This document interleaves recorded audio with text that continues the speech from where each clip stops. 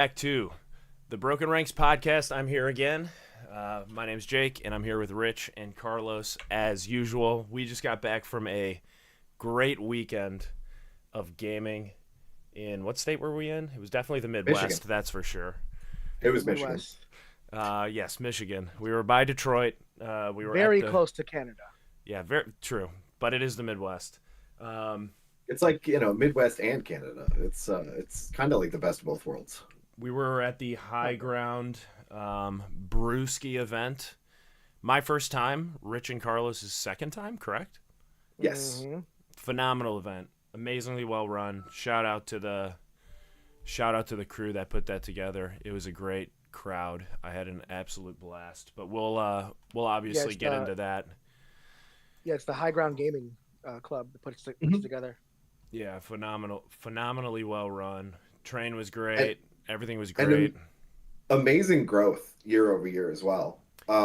Last year, I think they were rocking 32 players, 42 players. 42, I think, Mhm. on 42 like signed up on BCP, but I think only 30 players played Yeah, last year. There were some drops. Obviously, it's an event that a lot of people have to travel to, so things happen. This year it was 70, 70. 71, I think was the official number at the end. Yeah. yeah, And aside from the fact that we actually just filled the hall too much, it was an amazing event. yeah. It was phenomenal. I mean, I'm They might assuming have they're to gonna look. run it back next year, but they probably would have to relocate. I assume it's gonna keep growing, right? Every I event has been getting bigger and bigger.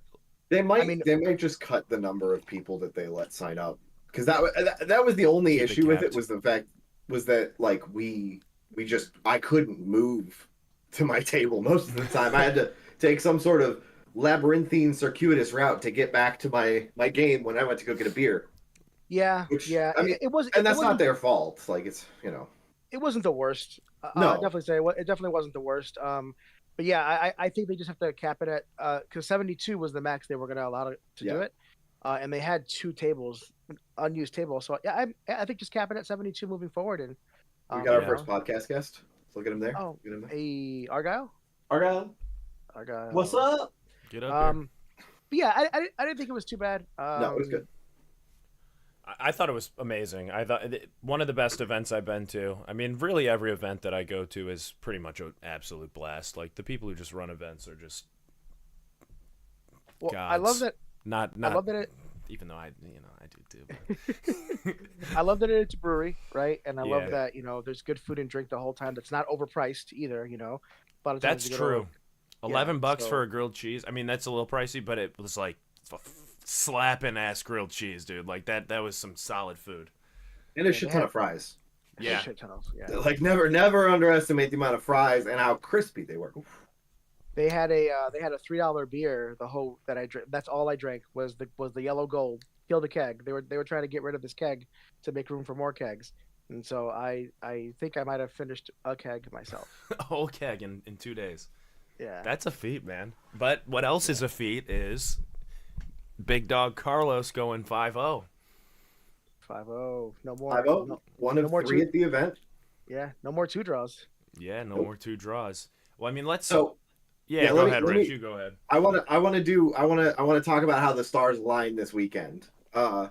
So Carlos last year went to Brewski with the Ogre Maw tribes. This was the like the end of the Galician Champions edition, and the man drew twice against the Neferata list that was absolutely broken at the time. This was before Neferata had her nerf, and we ended up playing our game five. I was playing Nurgle. He was playing his Ogre Maw tribe Beastclaw Raiders. Um, Both of us had an amazing game five last year. Came down to the wire by 1 point. Carlos beat me at both times. Did we think that we were going to lose? Like I thought I was going to lose in round two. He thought he was going to lose in round four. It was a massacre. It was crazy. Carlos goes undefeated for the tournament by beating me. He goes 3-0-2. This year, Carlos and I are playing again in round five, and this time I'm 3-1, which is I think where I was at last year. Now that I think about it, And he is 4-0, so undefeated again. And this time, we battle it out. It's, you guessed it, Nurgle and Beastclaw Raiders again. And at both times, at two separate times, I said I thought I was going to lose, and Carlos said he thought he was going to lose, and he beat me by 1 point to take a perfect, undefeated record for the weekend. I think I walked by the table because my game finished extremely fast. Shout out to Pete, who I bodied. Go but it for was Mark Pete. Yeah, but it was an absolute, like, I'm so happy I got to play. He was such a great game. But anyway, I do want to talk to you about that game sometime because I'd love to know what you thought about trucks, but his truck list. But well, anyway, we can get into that a little bit because it was interesting. But yeah, so I think I walked by the table like 5 different times, and every single time I was like, "How's the game going?" And it was, you both were like, I don't know. I don't know. Like, it was flip flopping left and right. It was crazy. Yeah. So I mean, I'll give you the breakdown of the game 5. So like, turn 1, I had to just do turn 1 stuff, and maps like that. It was every step is forward. Every step is forward. So maps like that. 4 objectives. The charges are an extra one model, which really doesn't help you that much because you don't have a lot of models. It helped me more than it helped Carlos. Absolutely.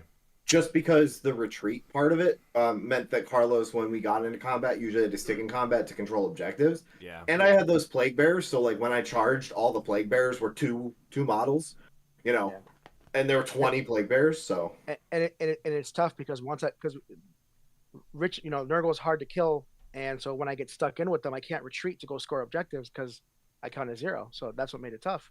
And he's able to be on the board, more places on the board. And so turn 2, he charged in his general, he charged in the clock in, and somehow I survived. But that was bottom of turn 1. I charged those 2 in. Yeah, and then I was hoping for the double turn, but I didn't get it. Correct. If he did get the double turn, that would have just been GG. Because he failed a couple charges with the Pascal Blight Lords, which would have also. They were 9-inch charges, so it wasn't exactly guarantee by any stretch. I don't get any pluses to charge. Nurgle just slow as fuck now. Yep. And so turn 2, I was able to kill the Glockkin and the general, and that's when Rich was like, "Okay, I think this is gonna be it." And interestingly enough, Rich, on turn 3. And I was thinking about it, if I had taken your advice and retreated my Stonehorn at the top objective, like you had originally told me to, then you wouldn't have been able to catch up the way you did. Because what ended up happening was Rich on turn 3 and turn 4 took a double to get 2 turns of hold 1, hold 2, hold more when I couldn't because of where I got stuck in. And so going into turn 5, I look up at Rich. I go, "Rich, I'm going to lose this game if you win priority." And he's like, "That doesn't make any mathematical sense." And I'm like, "No, I'm going to lose this game if you can win turn 5 priority."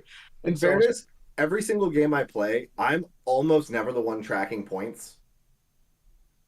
Ever. Yeah. I actually, like, in every single one of my games, had to have my opponent tell me how many points I scored because I just never keep track of it. I could never do that. I just play my game like I'm down the whole time. That's all. I'm just like, listen, I'm down in points right now. I don't even know how many points I've got. I don't know what the I know the battle tactic number. Like, I know how many battle tactics have been completed on both sides. You're literally insane. You're an insane. I don't keep track of the points. So I'm just sitting there like, I have no idea, Carlos. What are numbers? I don't know. It's the 5th round of a 2-day event. I have no idea where I am. Well, so give me. Let's go from, I guess, right to left on the screen. So Rich, you go first. Give me like your 5 games. Who'd you play? What were the armies? Just like the quick TLDRs. Okay, so first game I played. I believe his name is Ben. He brought a Beast of Chaos Darkwalkers list with 9 Bulgors. Okay. But I remember that guy. He had the Beast of Chaos shirt the second day with the Warhammer. Yeah, he did have the Beast of Chaos shirt. He got unfortunate being paired into me because the Glockkin is a very hard counter to a beast to a Bulgor 7-inch deployment because I can just Blight Krieg and say, "Cool, I have a 7-inch charge." Now you're tied up forever because you can't charge me. He can't avoid that by waiting to charge into the combat phase. Like there's no way to avoid it because it's the end of his movement phase. Yeah. So he ended up having to play back. He was about 10 inches away on the charge. He failed his charge, failed the reroll. And my Plague Bearers managed to charge into them side to side. So he was fighting me with 2 models. I was fighting him with 2 models, but I have 40 wounds with a 5-up ward, and I don't give a shit about them.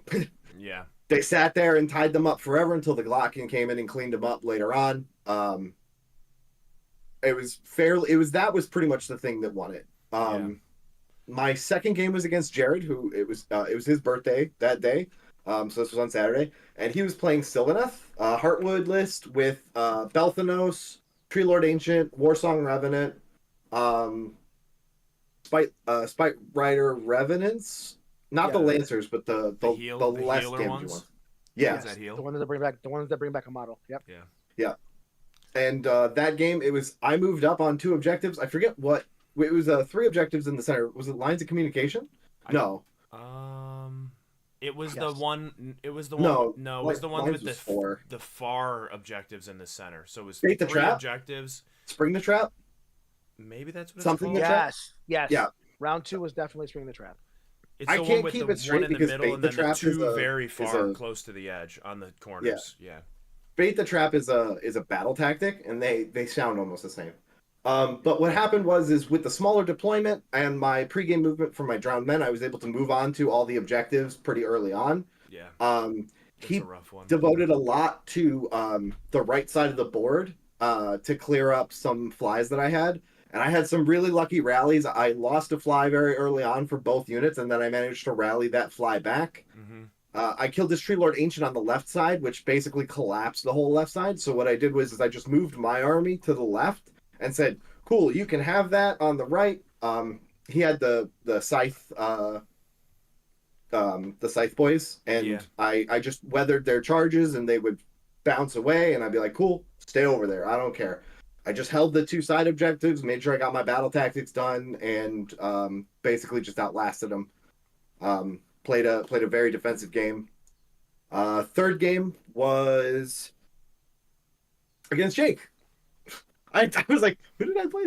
It was against Jake, which was a repeat of our match that we had at the Dice Dojo RTT here in Chicago. Yep. I had made some changes I had made some changes to my list, and I feel like they bore out exactly what I wanted from them. And the Glotkin pulled a 12-inch charge in the bottom of 1 to get basically onto. Objective. That was Founds of Frost. And so for me, going, oh, hey, there's 3 guys on an objective. Oh, on a 4-up, I take some mortal wounds. As Nurgle, I go, cool. I don't care. I've got health. But I managed to tie up most of Jake's army on his center objective. I got my general in range of Catacross to prevent Catacross from doing his buff or endless duty. The Glotkin survived all sorts of nonsense with his 4-up ward because of the cycle of corruption. And he basically just sat on Jake's middle objective and said, go ahead, what are you going to do about it? And Jake was like, I'm going to kill it. And it didn't happen, though. Yeah, it was a rough one. It was a rough one. Jake did manage to score all his battle tactics. Oh no, you failed. You failed some of the battle tactics, but you managed to score battle tactics. You managed to score battle tactics in 4 and 5 with some Cavalos Death Riders. Yeah, that was the only thing left on the board.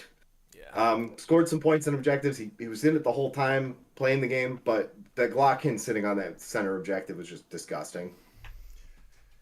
It was rough. Yeah, and then game 4, start of Sunday, was Lines of Communication. I was playing Nick Carr and his Gits, which is the craziest Git list I've ever seen. 5 Spider Riders, 2 Reinforced Fanatics, 40 Shooters, 20 Stabbers, a Reinforced Sneaky Snufflers, Skagrot, the Scuttle Boss on Gigantic Spider, 2 Web Spinner Shamans, and the Troll, the Trogoth, Dankhold Trog Boss. Yeah. So his list is all about getting Git's battle tactics because his grand strat was that. And I gave him the first turn. He managed to get the spell that allows his Spider Boss to move in the hero phase So he was able to move 20 inches towards me and got a 5-inch charge on my plague drones and got his first battle tactic, which was the venomous assault, with like 20 mortal wounds. So no way I could stop it, pretty much, unless I rolled the hottest hand of dice for 5 awards I've ever seen in my life, which I didn't.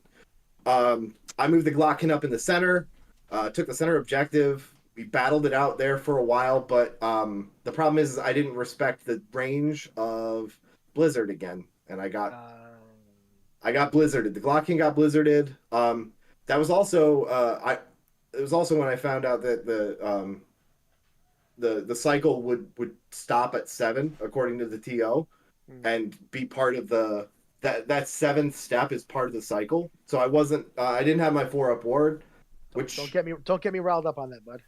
Hey, listen, I don't agree with it either, but the TO made his ruling, and there's nothing we can do about it. That's his call, and we have to respect it, and we should respect it. You should always respect the TO's call. Even if you don't agree with it, you should always respect the TO's call. It's their event. They're the ones who put all the effort in. They're the ones who have to deal with all of us being cranky babies sometimes. You have to respect the TO's call. Do not ever disrespect the TO's call. But yeah, he made that call, so I didn't have my 4-up ward. The Glockin died, and I basically... Nick and I were having a great time anyway, so we played out some parts of it, but at that point, the writing was on the wall with how many models he was able to put on the objectives that I just couldn't deal with. Yeah. So I ended up losing, and he ended up going 5-0 and winning the tournament. So that's the other thing that I didn't mention about the Stars Alliance scenario is that I lost to Carlos, who basically took 3rd last year, and I did take 3rd. I agree with you. I agree with you. I don't care what the TO said. I took 3rd last year. And then the person who beat me last year, aside from Carlos, also won the event, and that was Jack Haywood with his Slanesh Pretenders. This year, I lost to Nick, who ended up taking 1st place, and Carlos, who ended up taking 3rd place. And both of my opponents were undefeated in both events. It was a wild time. And then we already talked about what happened in Carlos's game, so I don't need to go over that. Yep. Yeah, for me, it was big ol' 3-2, which is actually my worst tournament placement in the whole last year.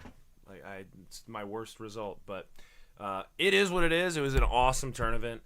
First game I played. Who did I play first? Oh, so I grudged Jacob McEwen, who is our friend Sam's brother. Well, I didn't grudge him. He grudged me, and I accepted the grudge. And then it was a good time. We had a good game. I took the win. He was playing Mutileth Beasts or whatever. He had like three of them. Three Mutilator Vortex dudes. It was wacky, and they were doing a ton of mortal wounds, which was actually kind of scary, to be honest. What army is that? It was Slaves of Darkness with the Slaves three. Yeah, and he was turning stuff into chaos spawns all over. It was wild. It was a fun game. So won that one. Game 2, I played Kyle from Pants Mafia, who also is in our Discord and is a good friend. Awesome guy. Played his beautiful Sylvaneth list that's all kit bashed with a bunch of OBR stuff. So we narratively said that Nagash had sent Catacross to go retrieve the bones that were being misappropriated by this Sylvaneth in the forest. And stolen he did bones. that. Yeah, stolen bones. So I went and got my bones back. It was a great game. I took the W there. Game 3 was obviously against you, Rich, which was just a bloodbath. That was just very depressing and sad for me, but it was still a fun game. I don't think there was much I could have done in that situation, but it was great regardless. And then next day I played Sam, who was getting revenge for his brother. Sam, who also is, with the broken ranks, so it was a tough one to have to fight out, but he took the W. I just could not contest those objectives. There was a couple of times when I could come back into the game. One specific moment where I had one Mortek guard versus one Stabba on an objective. My one Mortek guard was within 6 inches of my Bone Shaper and Catacross. If he lives, it was my turn next. I bring back probably 9 Mortek guard and rebirth to my one unit. But the one Stabba killed him. The one Stabba left got my one Mortek guard. A couple All weird moments in that game too. I was running Mir Kanan and Vok Mortison, and they obviously have shooting attacks, which is weird for OBR. I don't think he used either of their shooting attacks against me. I didn't need to, but in that game I did. I shot. I basically needed to kill one grot so that I could take an objective in the second round. So I could get 1, 2, and more. And I was like, all right, I can do that with one of my 3 things. They were all within range. I moved up, got within range. I shot my bone type nexus at the grots. 4 up, D3 mortal wounds. I don't roll a 4 up. The grot lives, or not the grot, the staba, or yeah, they're grots, right? They're stabas. I don't know. Pretty much. The little goblin. They all live. look alike. Yeah, they live. Wow, he that's lives. racist. Wow. Goblin Carlos, lives. come Goblin on. lives matter, Carlos. Come Hey, on. chill. So I shoot the bone type nexus. I whiff. Don't kill any. Then I shoot my one bow guy from Mir Kanan's crew. Shoots into them. I whiff. It's twos and fours. Like, come on. I whiff. Then I shoot Vok Mortison. I hit. He saves it. I don't kill any grots. So I don't take the objective. And if I charge, I'm charging 10 more tech guard into a million stabas, and it's just not worth it. So I don't get 1, 2, and more. I end up losing the game, I think by 3 points. But it was a tight match. I stayed in the whole way through, and it was fun. So that's all that matters. So lost that one, and then the last game was the game against Pete, which was rough. I'll get into it real quick, but basically what happened was the way I positioned was basically I was positioning for counter charges the whole game, and I positioned in a way where no matter where he charges with any of his big dudes, wherever he charges, my Morghests are exactly within an 8-inch range.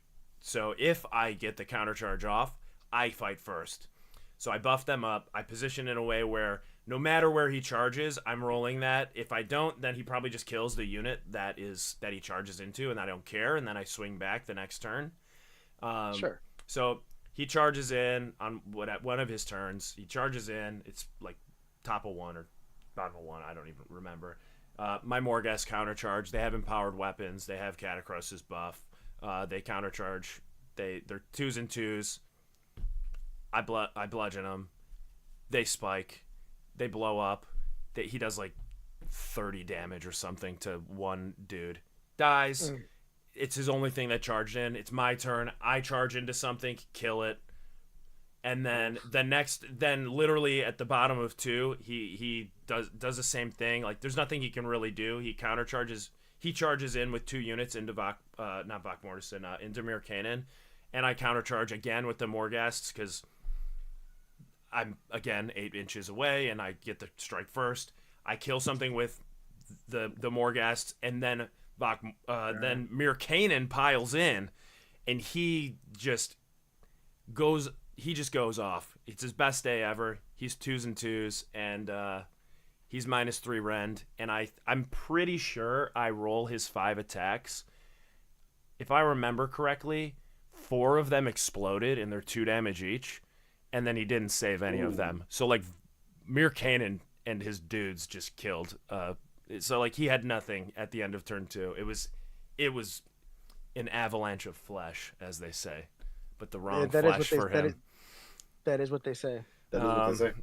So yeah, it was rough, but it was a great game, and I was very, very happy to finally meet him. I see him on Twitter and stuff all the time, and I know he's with the Pants crew, who are great lads. So it was really a fun game, and he took it really well, and we hugged it out. So it was a good time. Nice. What about you, Carlos? So first game was against Tim, which I believe is Tanya's husband, right? No. Partner, I think. I don't know what their relationship is, but I think Tanya classifies him as her partner. Yeah, so Tim. What's funny is that Tim was my round 5 opponent for Q1. Yeah. And he beat me. he beat my wolf list, my Vikros list with his Gargants, um, which I wasn't expecting. I did not see that coming. And that was literally a week before high ground. And then round one, we drew each other at high ground. I was like, oh sweet, I get to revenge you. And it was his same list. And basically, he has Catacross and Gargants. He charged. Did I say Catacross? Yeah, Kragnos. yeah. He has Kragnos. Kragnos and Gargants. He charged Kragnos in. Kragnos did not lift the Stonehorn, and then Kragnos got charged by 4 Stonehorn, and it was just a domino effect from there. But Yeah. Tim's a great player. He really kicked my teeth in when he was playing against my Vikros list, and It's easy to do when his feet are so big. yeah, yeah, and You're playing a Suns list, you know? yeah, and then yeah. I mean, just Kragnos not lifting a Stonehorn turn one, just pretty much that was gonna be it because then he got countercharged. He didn't get the double turn, so then I was Yeah. able to countercharge with 4 other Stonehorns. So that was game one. Game two was against Mergank, and Also that in was the one of Discord. also Yeah. in the Discord. That was one of those games where I look back on and I'm just like, it's, I don't know. Sometimes it's tough to feel pride when you see when a game like this happens because he failed 5 charges, Yeah. right? Like literally on turn, like he went to go slap me around on turn two with annihilators, fulminators, and hunters. His hunters failed the charge. Then he spent a command point, rerolled it, failed it. His annihilators had dropped in from 7 inches. He rolled his first charge, fails. It's cool. Annihilator's gonna reroll. Did it again, failed it. He goes, cool. Surely my fulminators won't fail their 3 inch charge. Fails a 3 inch charge, double ones. That's so rough. And that was it, man. And then he got countercharged by 4 Stonehorn. He managed to keep it close though, because it was actually only a minor victory for me.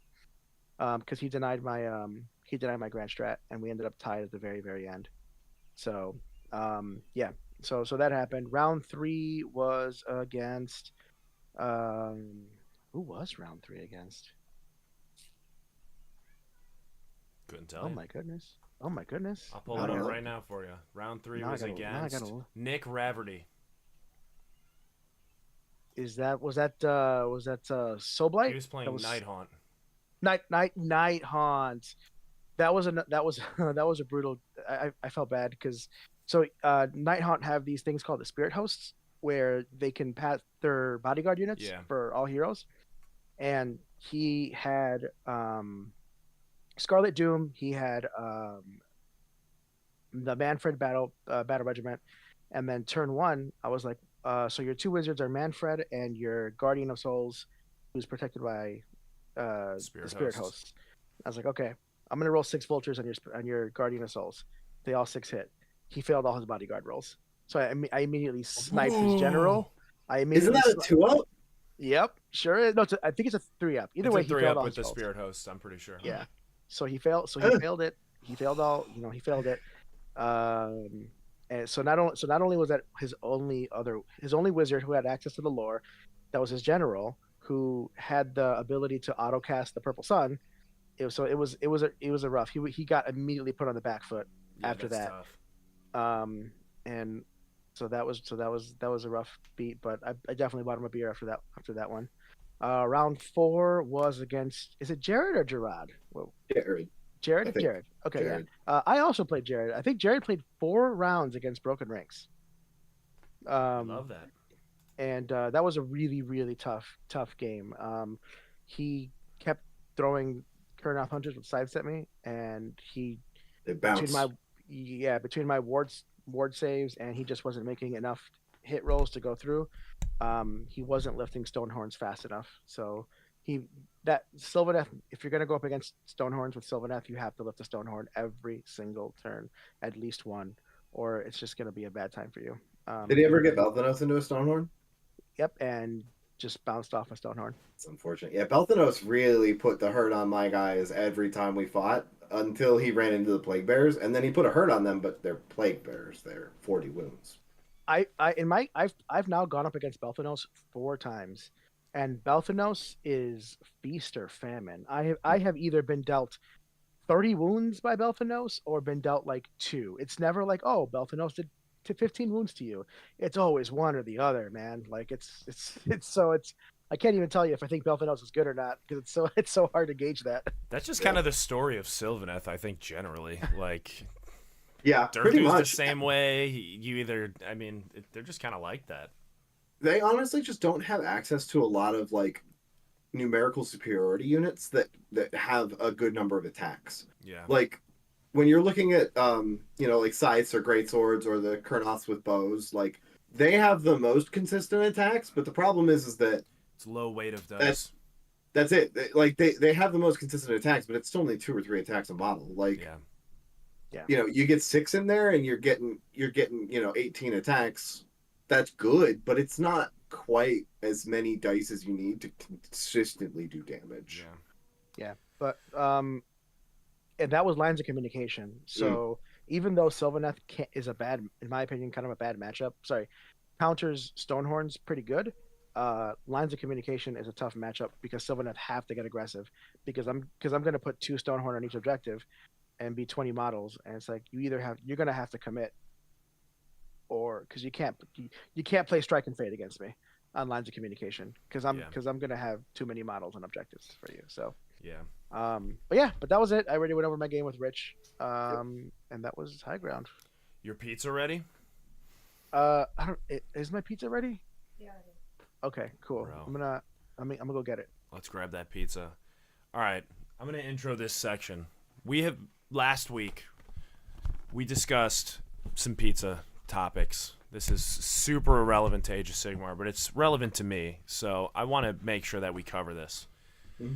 This pizza right here was apparently, according to Carlos, rated the best pizza, the best frozen pizza by some Michelin star chefs. It was an article on a website. We can probably put it in the description later. Yeah, I'll do that. So I'll just put it so in the people can see description. the article. But this is it. It's this Stouffer's French bread pizza. All right? And I'm just going to say right off the bat, looking at this pizza, mine is cooked. It's right here. Here's what we have. Okay, so I did grab the right one.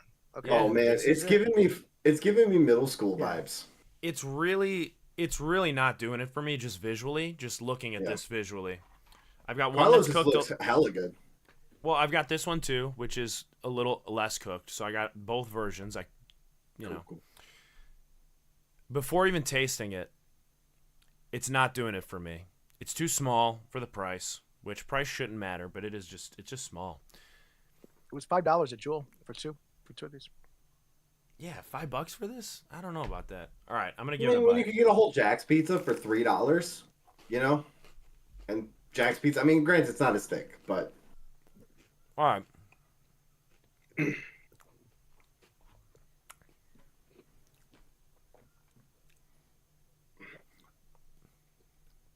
I feel like I feel like I'm eating a piece of garlic bread. neither of you look very sold on the concept. Yeah, no, it just tastes like pizza garlic bread. It's not. The cheese could be better. The pepperoni is actually. I like the pepperoni. I don't know about you, but I actually the pepperoni tastes really good. Let me get a pepperoni bite. Yeah, very good quality pepperoni. I would say. I think the pepperoni is actually an A plus. Okay. It doesn't taste chewy. It's not plasticky, flavorful. I think this pepperoni is probably more of like a B minus, B plus. Oh God, here we go again. I can't. You know what? I can't. Then I'm gonna change it. The pepperoni is a plus on a B plus. Okay. God, Okay. why are you feeding him That's this? fair. Why are you doing this to me? Yeah, So, this is an A plus B plus pepperoni, but as a whole, as like a whole, I'm gonna give it a C plus B minus. All right. So my Oh, yeah, I think I'm with you on that. This is how I would describe this pizza, just off the bat. We have a piece of garlic bread with I would say on the meatier side, like meaty, like tomato sauce can either be like very tomatoey and like kind of sweet, or like a little bit more like kind of like a meatier meat sauce. not actually meat, but like a Like a savory, more savory yeah. sauce. So it's farther from the sweet, more to the savory. It's not a lot of sauce, Oh, that's unfortunate. and the cheese on top. It feels to me like there's one or two cheeses. It's not like a But 4 cheese. It's like a 1 or 2. Like maybe it's mozzarella and like some other off cheese. It's not really it's not the tier of cheese that I would enjoy for this. I want a Pat, better did you cheese. try? Did you try the pizza, Pat? What's the verdict here? I think Pat and Kevin are just upset with their scale. Well, yeah, because your scale is idiotic. I can't stand it. So for everyone who doesn't know, It says it's the scale. okay, yeah, it is a scale. Good. For everyone who doesn't know, we were doing we were doing it was a 2-day event at Grognard's, right? Yeah. Yeah. And we ended up. It was our event. Yeah, listen, my brain's off. I don't know what you want from me. We went to what is it, Uncle Pete's Diner? Mm-hmm. Uncle Bill's Diner. Shout out to Uncle Bill's and Roselle. Uncle Bill's and Roselle, right next to Grognard's. Food's good. Yep. But Jake dropped perhaps the most egregious of rating scales I have ever heard in my life. It's probably the most controversial thing I've ever said in my life, I think. I haven't listened to everything you've ever said in your life, but I believe it. And that's where he grades things on a major letter scale and then a minor letter scale. Yes. For example, a B plus, A minus. Yes. Which is a B plus that is on the higher end of a B plus, but not quite the pinnacle of B plus, which would be B plus, A plus. Yeah. So like an 83 is what it turns out to be. I mean, if you want to say that, but there's more options than the 100 points. So it's more nuanced than an 83. Yeah, right? but the question is, it may be more nuanced, but is there a point where you have just lost the plot on nuance? It's more. Yeah, it's more. Sure it's more nuanced and it's more fun. No. I'm gonna be. Okay. Tell you what. For our listeners out there, I'm gonna be the voice of reason here. The pepperoni is a 9.5 out of 10. Okay. Wow.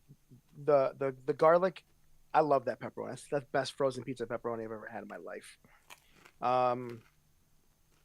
The garlic bread Stouffer's as a whole, it's a 7. I'll go with the 7. Puts it solidly at a C? Yeah. I said 7 out of 10, bud. That's where I'm keeping it. Yeah. All right. I actually 100% agree with you. Yeah. So that's I would 70. I would put it this way. If this was given to me, I would eat it. Yeah. But I will not buy it again. All right. Like So, walking through the store, I'm never buying it again. So I'm glad I didn't spend the time today to go pick this pizza up, but I am gonna have it for next week, and I'm also gonna have the Red Baron version, and I'll give you guys a comprehensive side by side of them. Now that I've heard your guys' opinions on the pizza, I'm gonna try it for myself next week, and I'm gonna have the comparison Red Baron ready just to see if maybe that one's a little bit better. So are you gonna get the Red Baron, like French bread style pizza? Mm-hmm. Mm-hmm. All right, I'll pick one of those up too. Yeah, and then I'll have as well. I'll have side by side so that I can try both of them and be like, it's good. This one's bad. They're both bad. They're both okay. We'll find out. I mean, it's pizza, so it can't be. Yeah, I mean, pizza's like peak food. Yeah, Also, it does remind me of middle school though. Mm-hmm. Sure. Like the pizza boats that you got in middle school. Oh yeah. Sorry, go ahead, Carlos. Delicious. And that's okay. But before we do get into the meat and potatoes for the day, Yeah. I do want to give one more shout out about High Ground Brewski, and that's the fact that their shtick, at least as I've seen since the inception of High Ground Brewski, has been that the first, second, and third place awards are forged steel made by a blacksmith. And so my understanding is that year one, it was Yandrasta's spear. Last year, it was the shield, right, Rich? Was it the shield? Yeah, but there was a sword too, I think. But the shield was. I feel like the shield might have been the prior one. I don't know. I remember Jack posing with a shield and sword. Okay. Take No, of you that know what you will. I think it was the sword and dagger. I think he took someone's dagger, the second place dagger, to just to pose, Gotcha. Okay, Yeah, that makes yeah, sense. yeah. So shield and So daggers. shield, yeah, shield and daggers. It was a liberator shield, pretty cool. Mhm. And then this year was a Gargant hacker, Gargant brute hacker. But second and third place got these little wicked stickers, you know. So that was pretty cool. But yeah, if you want to win some forged steel, you got to go 5-0 at High Ground Brewski. Is that thing a Gits weapon, or like what is that? Is it An designed orc after weapon? anything? It, Like you an could orc literally, weapon? this could literally belong to almost any destruction army, man. Yeah. I Yeah, guess. Yeah. it's trashy enough. I mean, Yeah. not it's beautifully made, but like it's beautifully made to look kind of trashy. Yeah. I'm not saying that it is in fact a trashy dagger. It is beautifully made to emulate the trashy look of any destruction weapon. Oh yeah. No offense to destruction players, but your weapons do look kind of trashy. It's kind of, I think, the thing. No offense to you. Yeah. It's not an Yeah, android, alright. that's for sure. It's definitely not Sunsteel. That's for sure. No. I'm hoping next year they do the axes from the Ruination Chamber that they've been showing off. Oh my god, dude. that'd be sick. unreal. That'd be That'd disgusting. be unreal.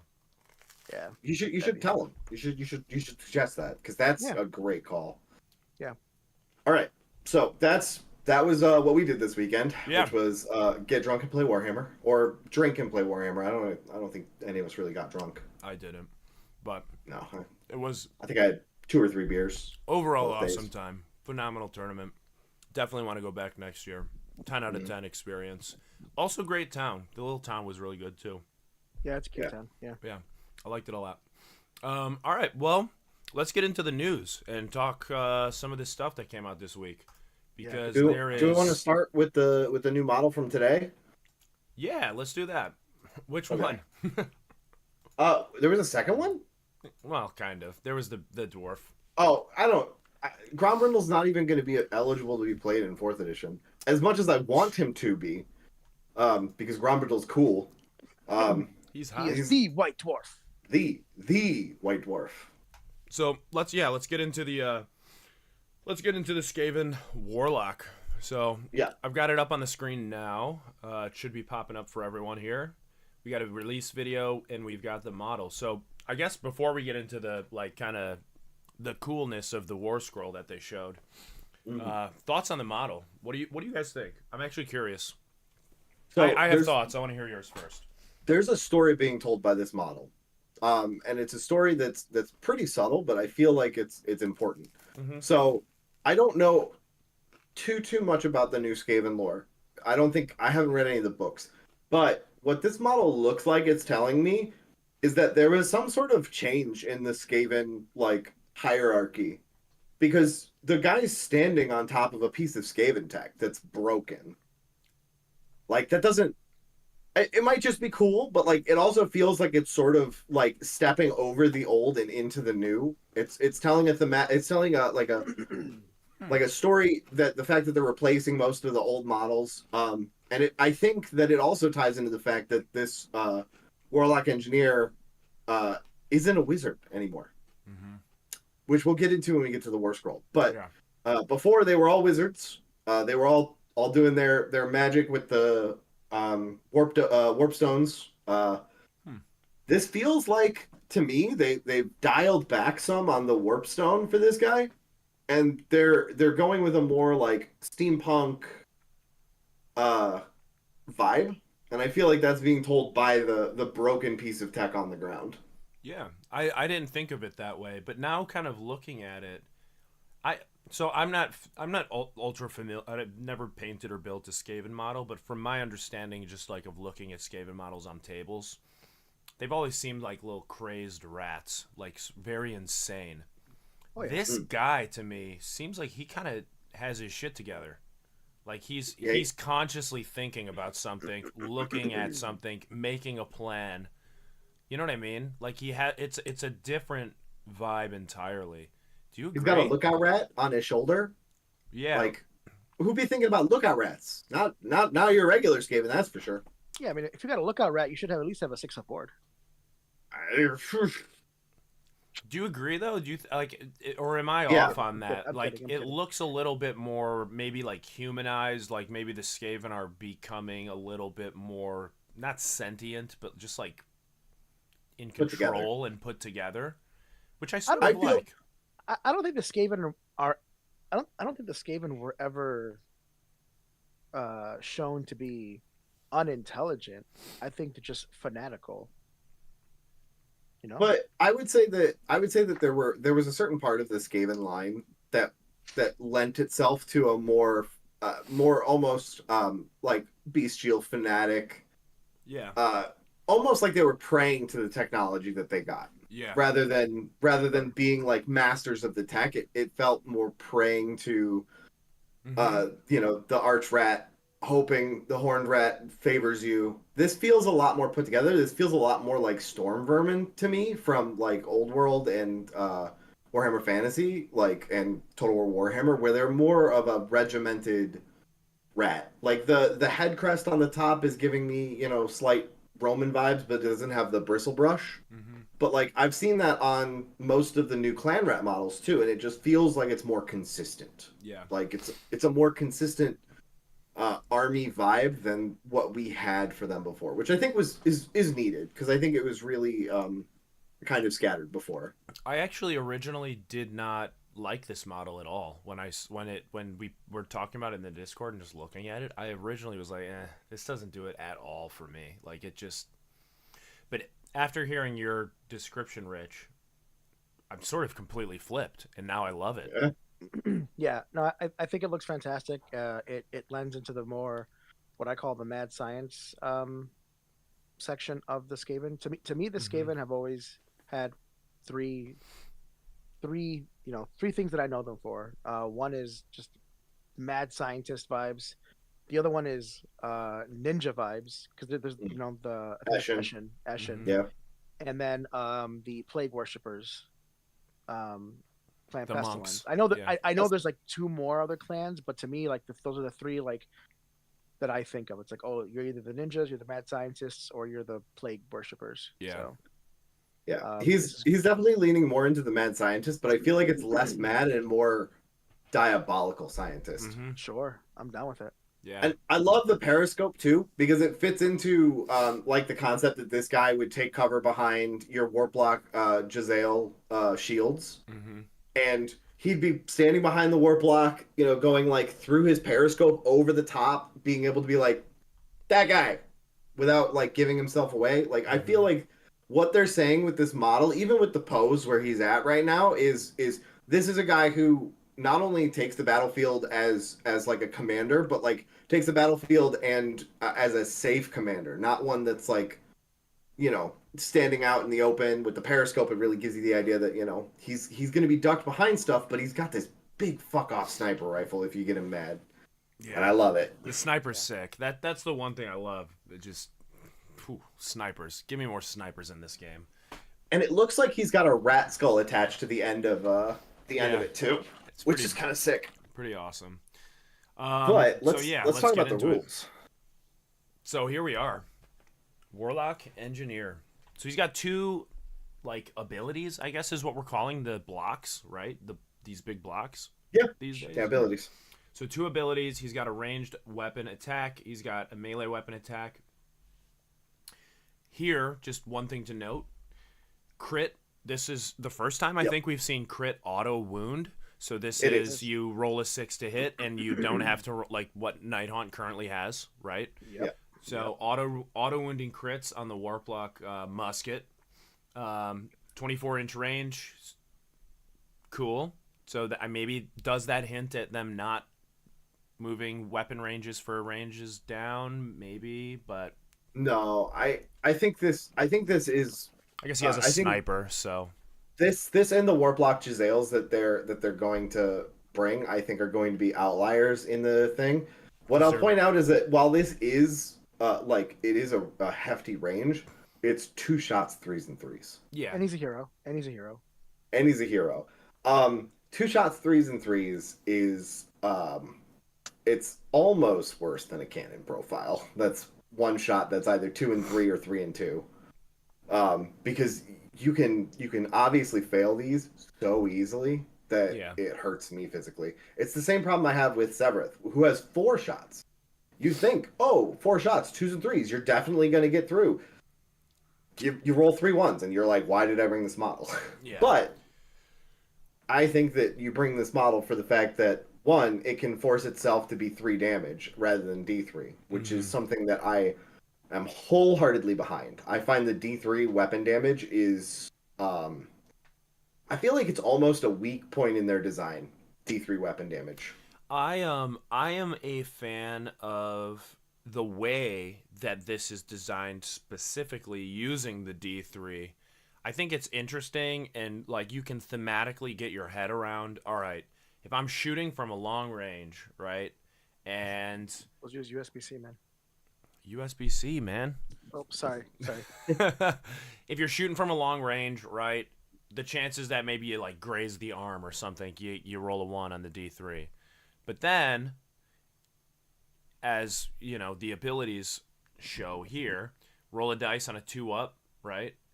Damage characteristic of the unit's warp block thingy is going to be a 3. So you're going to hit if you don't move, and it's going to hit hard, right? If well, you're not going to hit, but if you hit, it is going to hit where you're aiming. You know what I mean? So I think thematically, it's kind of an interesting concept to have the D3 and then be able to turn it into an actual 3 damage. Yeah. Which I like that. There is also the chance that if you roll a 1, you take D3 mortal wounds, and he's only got 5 health. It's not mortal damage. Sorry, it's not. He's not super healthy. We still have that Skaven tech backfiring built into the thing. The thing that jumped out at me immediately about this reaction is that it does not restrict itself to your shooting phase. Yeah. You can take advantage of this ability when you're shooting in the enemy shooting phase using the new Unleash Hell. I forget what it's called now. Covering fire? Yeah, covering fire. Which is great. I mean, that makes it dangerous, actually. Yes, but you still have to adhere to the shoot the closest unit.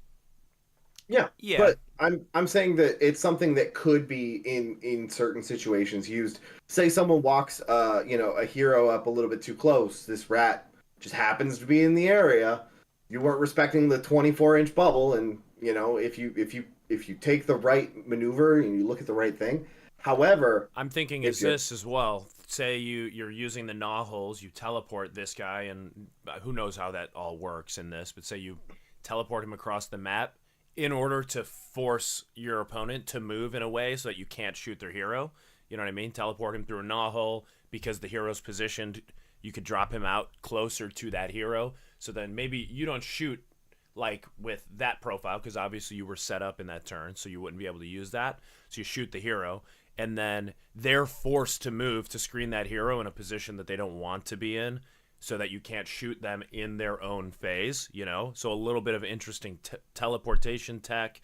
Right? So and that ties into the second ability, which is an 13-inch bubble of ignoring the new guarded hero ability. Yep. When you're once per turn, army your shooting phase. So this one you can't pull some tricky shit with cover fire. It has to be your shooting phase. So that means that he will have to respect guarded hero, which means that you might end up pulling a block of infantry to guard that hero that was a little bit too far up. It's an interesting circumstance. But you pick a visible enemy hero who doesn't have to be in range of his shooting profile.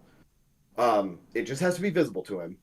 And for the rest of the turn, this unit and friendly Warplock Gisele's unit, wholly within 13 of this unit, can ignore the effect of the guarded hero ability when picking the target for their shooting attacks. The new guarded hero ability we'll talk about in a second, but ignoring that with a 24-inch shot, that's kind of gross. Now, granted, it's D3, but if 6s are auto wound, you're much more likely to get those hits through. So I'm reading this. I actually think I misread it the first time, and I didn't think it was as good because I misread it. When I read it first, for the rest of this turn, this unit and friendly Warplock Giselle units wholly within 13 inches of this unit can ignore. So that's referring to the engineer, not the thing that you're shooting. Yeah. So Yeah. theoretically, if we assume that Warplock Giselles have a 24-inch range like he does, they're shooting like a similar type of gun. He Yeah. could, in theory, be as much as 37 inches away Mm-hmm. from the hero that's getting shot like this. As long as the Warplock Giselles are within 24 and he's within 13 of them, Yeah. he's given it the buff. Yeah, which is great. Whatever reason, when I read this originally, I thought that the actual like unit, the whole cluster had to be wholly within range of the target that they're shooting. I was like, that seems Yeah. kind of bad.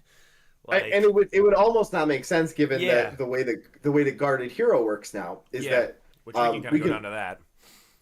there is something to note. This is another infantry hero. We were talking about infantry heroes before. Mm-hmm. And the guarded hero abilities is one of the first things we've seen that, aside from some damage profiles and weapon profiles, that interacts with the infantry keyword. Yeah. So guarded heroes. All heroes that are not monsters or war machines have the guarded hero passive ability. All heroes. Mounted, 20 wounds, Catacross, all of them. They all get the guarded hero ability as long as they're not a monster or war machine. Um, Effect. If this hero is within the combat range of a friendly unit that is not a hero, could be one model, could be Could be a one monster. guy, Could be a could be monster. a monster. It doesn't matter. Could be a war machine even. Yeah. Which means I think that KO might be getting a little bit of a glow up here with their war machine boats giving guarded hero. Mm-hmm. But we don't know how that interacts yet. But it's possible. Yeah. They had done something where they don't. There's an FAQ to address that for KO. Fair. I'll have to find it, but now's not the But time. an FAQ Yeah. now doesn't mean anything because we're looking at new Yeah, I know. rules. Yeah. Exactly. So the effect is what I stated. Once you have that within a model, within range of a model, combat range, so 3 inches again, just like old Lookout Sir. Mm-hmm. You subtract 1 from hit rolls for shooting attacks that target this hero. Now, this is eligible for everyone that's not a monster or war machine that is a hero. The second part is tied specifically to the infantry keyword. Yep. And that is, if this hero is infantry, they cannot be picked as the target of shooting attacks made by units more than 12 inches from them. Which is just a current Lookout Sir. Current Lookout Sir, but it's coded in a way that you can still take advantage of Lookout Sir more now than you, or Guarded Hero more now than you were able to Lookout Sir, because heroes that used to be ineligible for Lookout Sir are now eligible for Guarded Hero. Yeah. They just get the -1 rather than the full package. It's essentially like So- you have you're garrisoned or something, you know? You're garrisoned plus you're also, you know. You just don't get the +1 to save from Yeah. Garrison. Yeah, true. But the -1 to so hit. this means Catacross can now take advantage of Lookout Sir and get the -1 to hit. Unless they make him a monster. I don't think they're going to make him a monster. Maybe a war machine. He could be that. He is technically a war machine. Like Catacross's body is in fact a golem that he animates. Basically, that's a war machine to me. We call him like we sees him here. He's got a whole throne that he carries with him. That's a war machine. Let's be real. I mean, being -1 to hit Catacross makes thematic sense in my opinion. Yeah, I mean, I would think that his the one Mortec Necrophoros that has the shield could just be, blocking arrows for him left and right. But now, it could even be one. And the one that I can think of that really is going to be interesting for me is technically Severith now can give Guarded Hero. Oh yeah, I guess that is true. Oh well, not Severith. The spirit. The spirit of the Seven Winds could do it. Yeah. Because the spirit of the Seven Winds is not a hero, not a monster. Mm-hmm. One unit, one model unit. He'd just be flying around protecting people from arrows, which I think is hella cool thematically. It almost makes me wish I had a second model so that I could run a spirit. But we'll see how they look in the new edition before I go buying any more Lumineth models that I have to paint because I still haven't painted any. Yeah. I do want to make one. I do want to make one quick backtrack, and it's that I really, really love how easy the ability crit auto wound is to read. And I love how all the crit abilities are just shaping out because instead of having to say 6 is to hit, 6 is to wound, or whatever, like instead of having like 3 sentences, it's just crit auto wound, done. Yeah. It's just so And good. and I that like that steroids. that'll still have its 3 sentences to describe what it does, but it'll be in the core rules Hmm. that everyone has access to and that everyone is pulling from. It's not, oh, Yeah. I have to read this on my war scroll. It's, oh, it's the crit auto wound ability from the core rules, and everyone goes, yep, I read that. Yeah. I mean, maybe they did. Who knows? But you know, everyone can read it. A great example is like literally in OBR, Nandrite weapons. They explode on sixes. That's a battle, whatever, like a ability of the army. Allegiance ability. That like if you don't own the book and have the app and like have the inputted thing, you literally just can't even see that. Like it's just so much better like this. Yeah. I mean that's a great call out. It's just phenomenally. Again, I mean we've been for the past every war scroll we've seen, we've been gushing about how legible they are, and how user friendly they are, and it's Oh yeah. true. I mean, this even like this top reaction thing right here, it's just so clear when that happens. It's not like Mhm. convoluted and in the In black the text. text, you Yeah. know, because normally that would literally be in more and more warp energy. Like it would be a big paragraph with that in it, right? But this is just very clear. It's perfect. And another cool call out is where it says it was not set up this turn, and has not used a move ability this turn. Mm-hmm. Which so now all the abilities that are tied to a move, like charges or redeploys or power through or whatever, Yeah. where it has the keyword move. Now you can put limitations in the core rules for those. Like, oh, if you've used a move ability, you cannot unleash hell, or what's it called now? Not unleash hell. Covering fire. Yeah, you cannot covering fire if you've used the move ability this turn. Yeah. So it's like putting limitations like that is super easy now because Yeah. we know what all the keyword. We know every ability is tied to a keyword, so that's super cool. Yeah, it's amazing. I'm super here for it. Um, I'm actually like, having seen this model and having seen how it interacts, I'm actually interested in Skaven now, which means that I might end up splitting a box with somebody or just buying the release box so that I can finish my Stormcast Eternal like 2,000 points. What? What? You have Stormcast? Yeah, I bought the Dominion box. Oh my god. Yeah, I just straight up bought. I have Yndrasta. I've got Annihilators. Got Vindictors. I got 1,000 points of them Sure. ish. I'm gonna buy this box for the exact same reason. I bought the Dominion box, got 1,000 points of Stormcast. I have 1,000 points of Skaven because they used to be Common Pestilence used to be a coalition ally of Mhm. Nurgle, and that was a lot of fun. Yeah. I used to love running my plague monks with my Nurgle units because Except he they was never happy when I put the little priest into my Nurgle lists. He would always get offended by that. because you started doing that after the Maggotkin book came out. Before the Nurgle abilities, you could buff and affect Clan Pestilence because they had the Nurgle keyword. He They still had did the it, Nurgle keyword when I was but doing it. but now everything in the Maggotkin says Maggotkin of Nurgle units. Oh, It doesn't say interesting. It doesn't say Nurgle units anymore for anything. There's a couple abilities on the cycle that say Nurgle units aren't affected by this. The heroic Um, action one specifically. yeah, and, Yeah. and so that interaction is interesting when you're playing against Slaves of Darkness or Class Pestilence. But I wonder how they'll um, codify that in the rules, and like just you think the plague monks and stuff will get Nurgle I keyword? suspect No. I think they're gonna get rid of that now. Just like totally like scrap that. The Yeah, whole no, I don't. concept of the plague monks? The whole Uh, concept of Clan Pestilence having the Nurgle keyword. yeah. Oh, they're just a Yep. different type of Yeah. dirty. They're a different type of gross. Yeah. Yeah, they're Fair like, yeah, it enough. was fun while it lasted, but we don't want Listen, we don't want these interactions anymore. it's like food on a plate. You don't want them to mix. You know, they're separate kinds of good. You don't want them to be together because then they just Uh, kind of.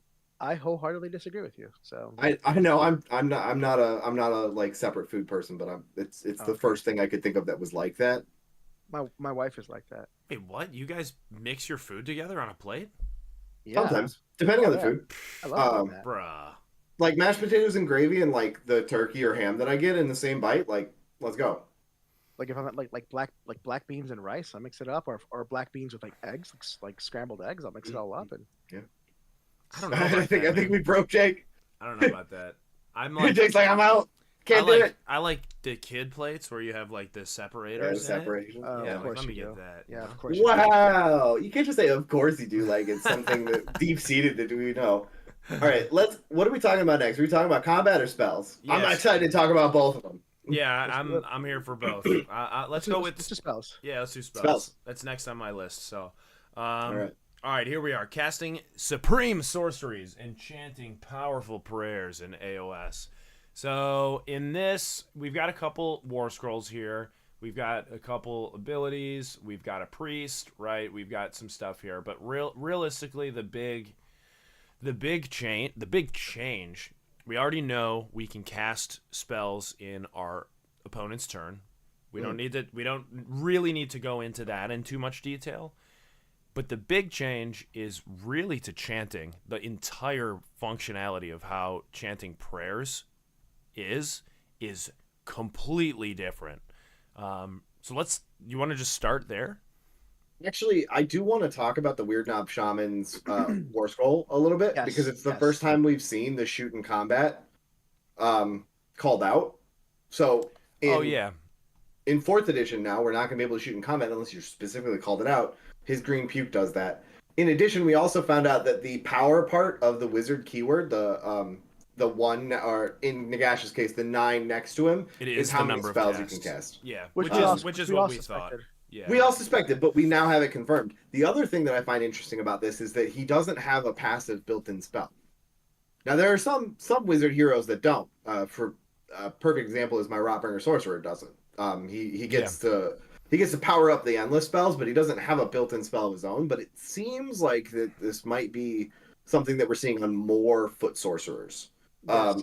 and unnamed sorcerers. And if I can quickly give you the precedent for that, it's probably because you're unfamiliar with a lot of the war scrolls. Is they did that in 40k. A lot of spells just became shooting attacks. A lot of the psyker powers became shooting attacks. Correct. Yeah, that makes sense. So that's what they're doing here, and I love it. I'm for it. The other thing is, I didn't notice this when I looked at it the first time, but he gets more power. Like he's a one cast wizard, but as a passive can just be a 2 cast 2 unbind wizard, which is phenomenal. Yep. You got to have that 10 or more models, so that means that you're running Ardboys, brutes, not pigs, because you're running the foot units basically. Yeah. Well, actually, you can't. It depends on if we split, because we might have. You can only reinforce twice, so the units of 3, like the crazy dudes with the ball and chains and stuff, you wouldn't be able to run those. Yeah, those would only be or 6. Blood Rangers. I don't remember what they're called. Yeah, whatever they're called. That's on me. I'm a Cool Boys player, not an Iron Jaws player. I don't know shit about no Iron Jaws. The other spell change is that wizards can now unbind endless spells and endless invocations. Yeah. Hallelujah. Which is great. Thank God. And it actually ties into my predictions when we found out about the manifestation lore, is that was in fact just them combining endless spells and invocations. Yeah. We're also for sure getting the spell lores across the entire army. So you pick a spell lore for your army, and every wizard knows every spell in that lore. Mm-hmm. You still can't cast them unless they have the new unlimited keyword more than once per turn. But the new unlimited keyword's an interesting set of circumstances too. Which we did, I think, see. Did we see that on Nagash's War Scroll? Yep. His spell was unlimited. So sure. But now we know what it means. Yeah, because we didn't know what it means before. We assumed that's what it meant, but now we know. Yeah. But yeah, the prayers, big changes. So Jake, why don't you go over what the prayers changed?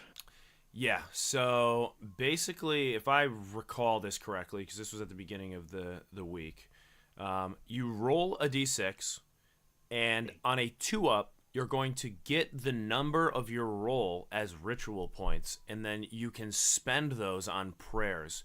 And they stack over the game. So you can maybe you roll a 3 and you need a 4 to cast your prayer, which would be an example of this one right here. So Witchbane's Curse. Turn 1, you roll to, gather ritual points. Maybe you roll a 2 and you get 2 points for it. You can't get it off. Next turn, you roll it again. You get another 2 and you can spend those points on that prayer, which I think is cool. I think it's thematic to how chanting a prayer kind of should feel too, which I like Yeah, that. They captured the essence of prayers with this. it feels more like you're rather than sitting there and going like, "Oh, let me cast a prayer like a spell." Let me chant out a real quick hymn here. You're 30 seconds and you're done. It Yeah. really feels like over the course of the battle, you are as this priest praying to your gods and building up that energy. Yeah. The thing that I find weird about it though is that and maybe there's an option for someone to just instead of like chanting a prayer, maybe just building up points. Or maybe there's a universal prayer that they can do. But right now, it looks like this Witchbane's Curse, you need to have a wizard within 18 to chant the prayer. Which means that you can't have a priest sitting in the back corner chanting up a storm and then coming out with 16 prayer points to blast out two of these in two separate turns. Yeah. They have to be within range of a wizard. But there might be something that we don't know about that allows them to chant that way, where they can chant like more in a safe, secure way. Obviously, this is corn, so they don't give a shit. They're like, "Hey, listen, chant within 18 inches of the enemy. I want you to die. I want them to die. I want you to die. Everybody dies." So my question on this, and maybe you guys have read more into this, but do these prayer points get tied to the individual priest, or does your army collect prayer points over the course of the game when your priests chant a prayer? It's in the text. It's called out. It says every prayer will ask you to roll a d6 chanting roll, and on a 2+, your priest gains that many ritual points. So that individual priest will get that. So that would theoretically allow you to. So you're really going to have to be stacking like a dice to figure out how many prayer points you have on each priest throughout the game if you're running a bunch of priests. It's a little bit of bookkeeping, but you could also just keep a little counter next to him as well. Yeah, for sure. I like this. I think that it's a cool change, and I find it interesting. I would love to see what does an 8 prayer point prayer look like, Well, are they going to add something like that to the game? 10 prayer points. So I'm gonna go ahead and tell you that I totally disagree with you guys. You don't like it? I do not like this at all. Why? So a couple things to note is, like you said, it's on a 2-up. Your priest gets that many points, right? Yeah. So let's say we're looking at Witchbane's Curse, which is the one they're showing off. Blood blessings of corn. So it's turn 1. You roll a 2, you get 2, right? And then now you don't. So now that's a turn of you not casting your prayer, as opposed to before it would just go off. And here's what it does, right? You friendly Blades of Corn priest picks a enemy wizard within 18 inches of them, and then makes a chanting roll of d6. Yeah. And subtract 1 from their power level. Like it costs 4 to do that, so it could take you 2 turns to even do that. And then if your chanting roll was an 8 or more, which could take you the whole game to do, then you inflict 3 mortal wounds. Is that worth waiting the entire game to potentially inflict 3 mortal wounds? Okay, so let me roll this one past you, because I understand what you're saying, but I feel like you're giving the current prayers a little bit too much benefit of the doubt, because you could fail 4 prayers in a row by rolling a 2 now, and nothing happens. Like you don't get any benefit. You fail 4 prayers because you rolled 4 2s. This is now on a 4-up. It can go off, which is very similar to how current prayers work. But if you don't get it and you don't roll a 1, you're still able to eventually get there. Yeah. Whereas now, if you roll, like say I'm rolling prayers and I have to roll a 4-up because I don't have a +1 to my prayer, and the prayer goes off on a 4-up. I'm doing the same thing, but instead on a roll of 1, 2, or 3, I just don't get anything. Or on the roll of 1, I get hurt. On a roll of 1, you get hurt now, right? But like now, it's like, okay, let's say turn 1, I roll a 2. Okay, I've got two prayer bucks in my bank. Yep. Okay.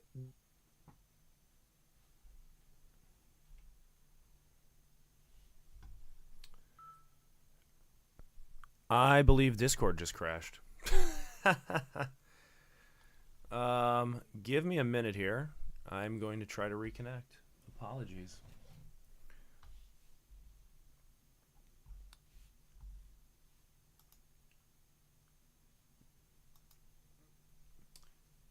All right, so we're going to open up Discord again. Let's see if this works. And we are loading up Discord, as you can see. Good. And I'm going to call the boys. Yeah, I still see things moving. All right, we're back. Are we still live? Yeah, we're still live. Were we never not live? No, we were live the whole time. Okay. But you guys completely disconnected, so let's get the cameras are working again. So we're back in business. I was doing housekeeping of trying to fix the cameras while you guys were talking, but Okay. all right, we're back. Okay. So Carlos, you're saying Okay, yeah. So currently turn roll a 2. turn one, you roll a 2. You get two prayer bucks. Yep. Then okay, and then let's say turn 2, you roll a 1. Mhm. You roll, D3. You could lose those prayer bucks. So now you don't get to do anything turn 2. Turn 3, you roll. Let's say you roll a 3. Now that's a third turn. You're not doing any prayers. Turn 4, then you finally on turn 4 get to cast your prayer. Like I don't like it. I think it's too much. I think it's too much bookkeeping. It just adds more dice you have to roll. It adds an extra step as opposed to just roll a dice. Did you do it? Yes or no. That simple. Praying was fine the way it was. I disagree with you. It was simple. It was simple. I disagree with you, and here's why. Everything you just described, like every part of that sentence that you just described, is exactly what happens now on a 4-up prayer, except But that you have less. There's tons of 3-up prayers. I don't Right. like fixating on 4. because that's what this is. It's a 4-up prayer. It's a 4-up prayer, right? But on the difference is on turn 1, either you don't get the 4 or you do. On turn 2, once again, On turn 2 though, you could get a 2, and you could. So if you get a 3 turn 1 and then you get a 2 turn 2, you get it.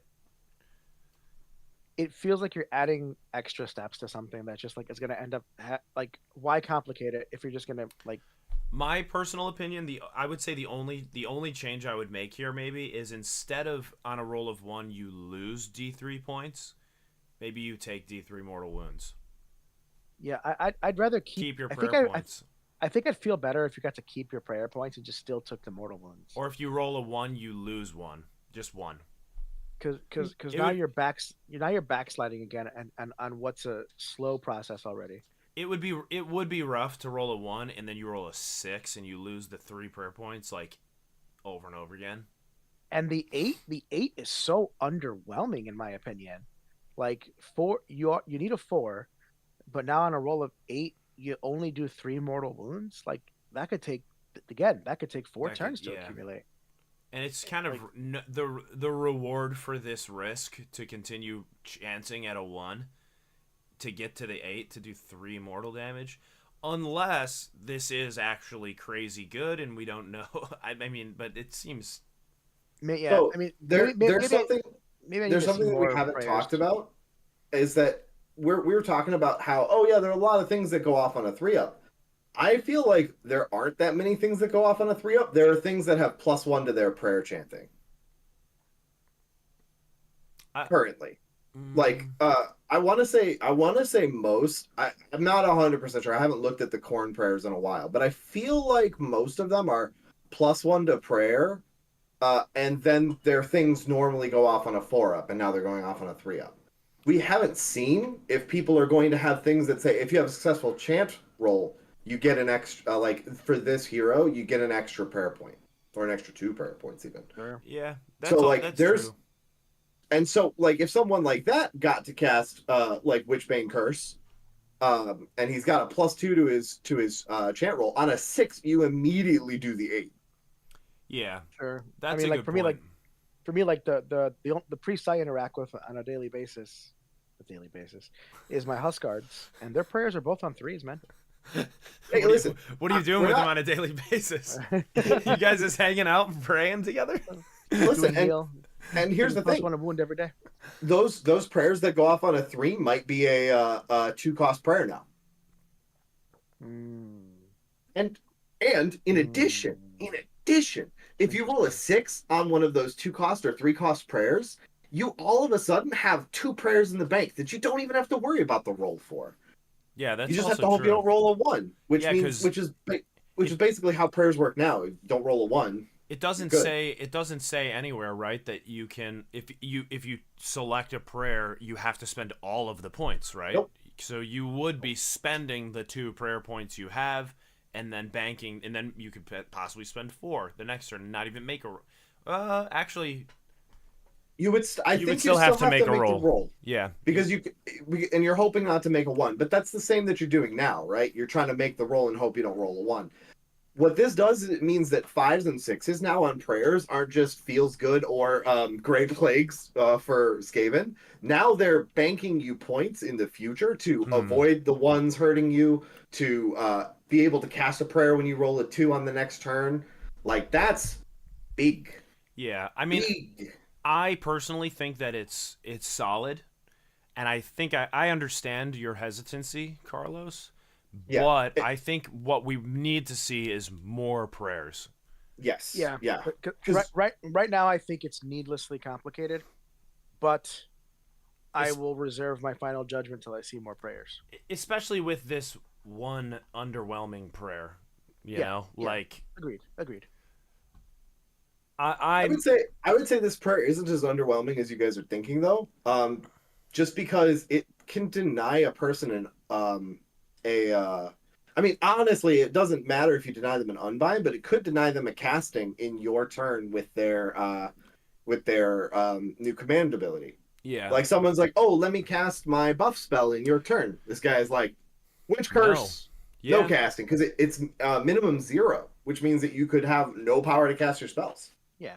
yeah, that's Oh a good yeah, point yeah, too. yeah, 100%. And there's definitely there's probably more one power level wizards than anything else. In fact, Hmm. actually, now that I'm reading this, I think that I agree that this prayer is kind of underwhelming because it only lasts till your next turn. Oh no, the end of your next turn. That's phenomenal. It works all the way through your turn, all the way through their turn until the end of your next turn, which means that it works if you say go first and you cast this, or you chant this and you get it off.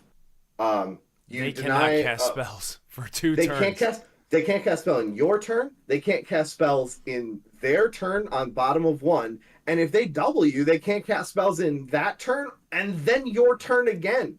You have Whoa, denied them for 4 whole hero phases from casting that spell. Yeah, That's it's actually pretty wild. crazy.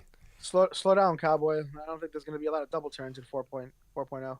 Even if Yeah, there's true. not, it's still minimum 3 if you cast it first, and at best it's 2 if you double turn them back. But like again, if we're saying there's not many double turns, it's going to be 3 turns most of the time that they Yeah, can't cast spells. Yeah. yeah. That's massive. 18 Like inches is huge. rough though, but I mean, it's still pretty. Yeah. Again, Yeah, we don't know the maps. We don't know what the deployment's gonna look like. We don't know anything. So and corn is all about getting in your face anyway, so it makes sense that their prayers are a little bit yeah, shorter range, especially when it's a debuff prayer like this. yeah, Yeah. No, yeah, I the fact that it lasts to the end of your End of your next turn. turn is actually really good. yeah. Yeah.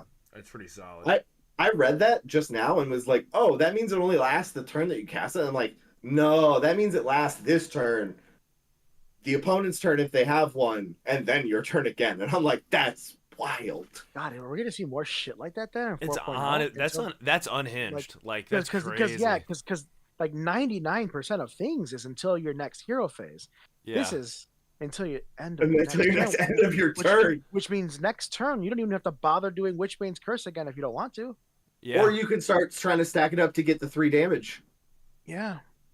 And then it's just free 3 damage because you're stacking. Fuck. yeah. All That's right. wild. It's a little bit cracked. It's a little bit broken now that I think about it. But I'm obviously, gonna say OP. I'm gonna say OP, but not broken.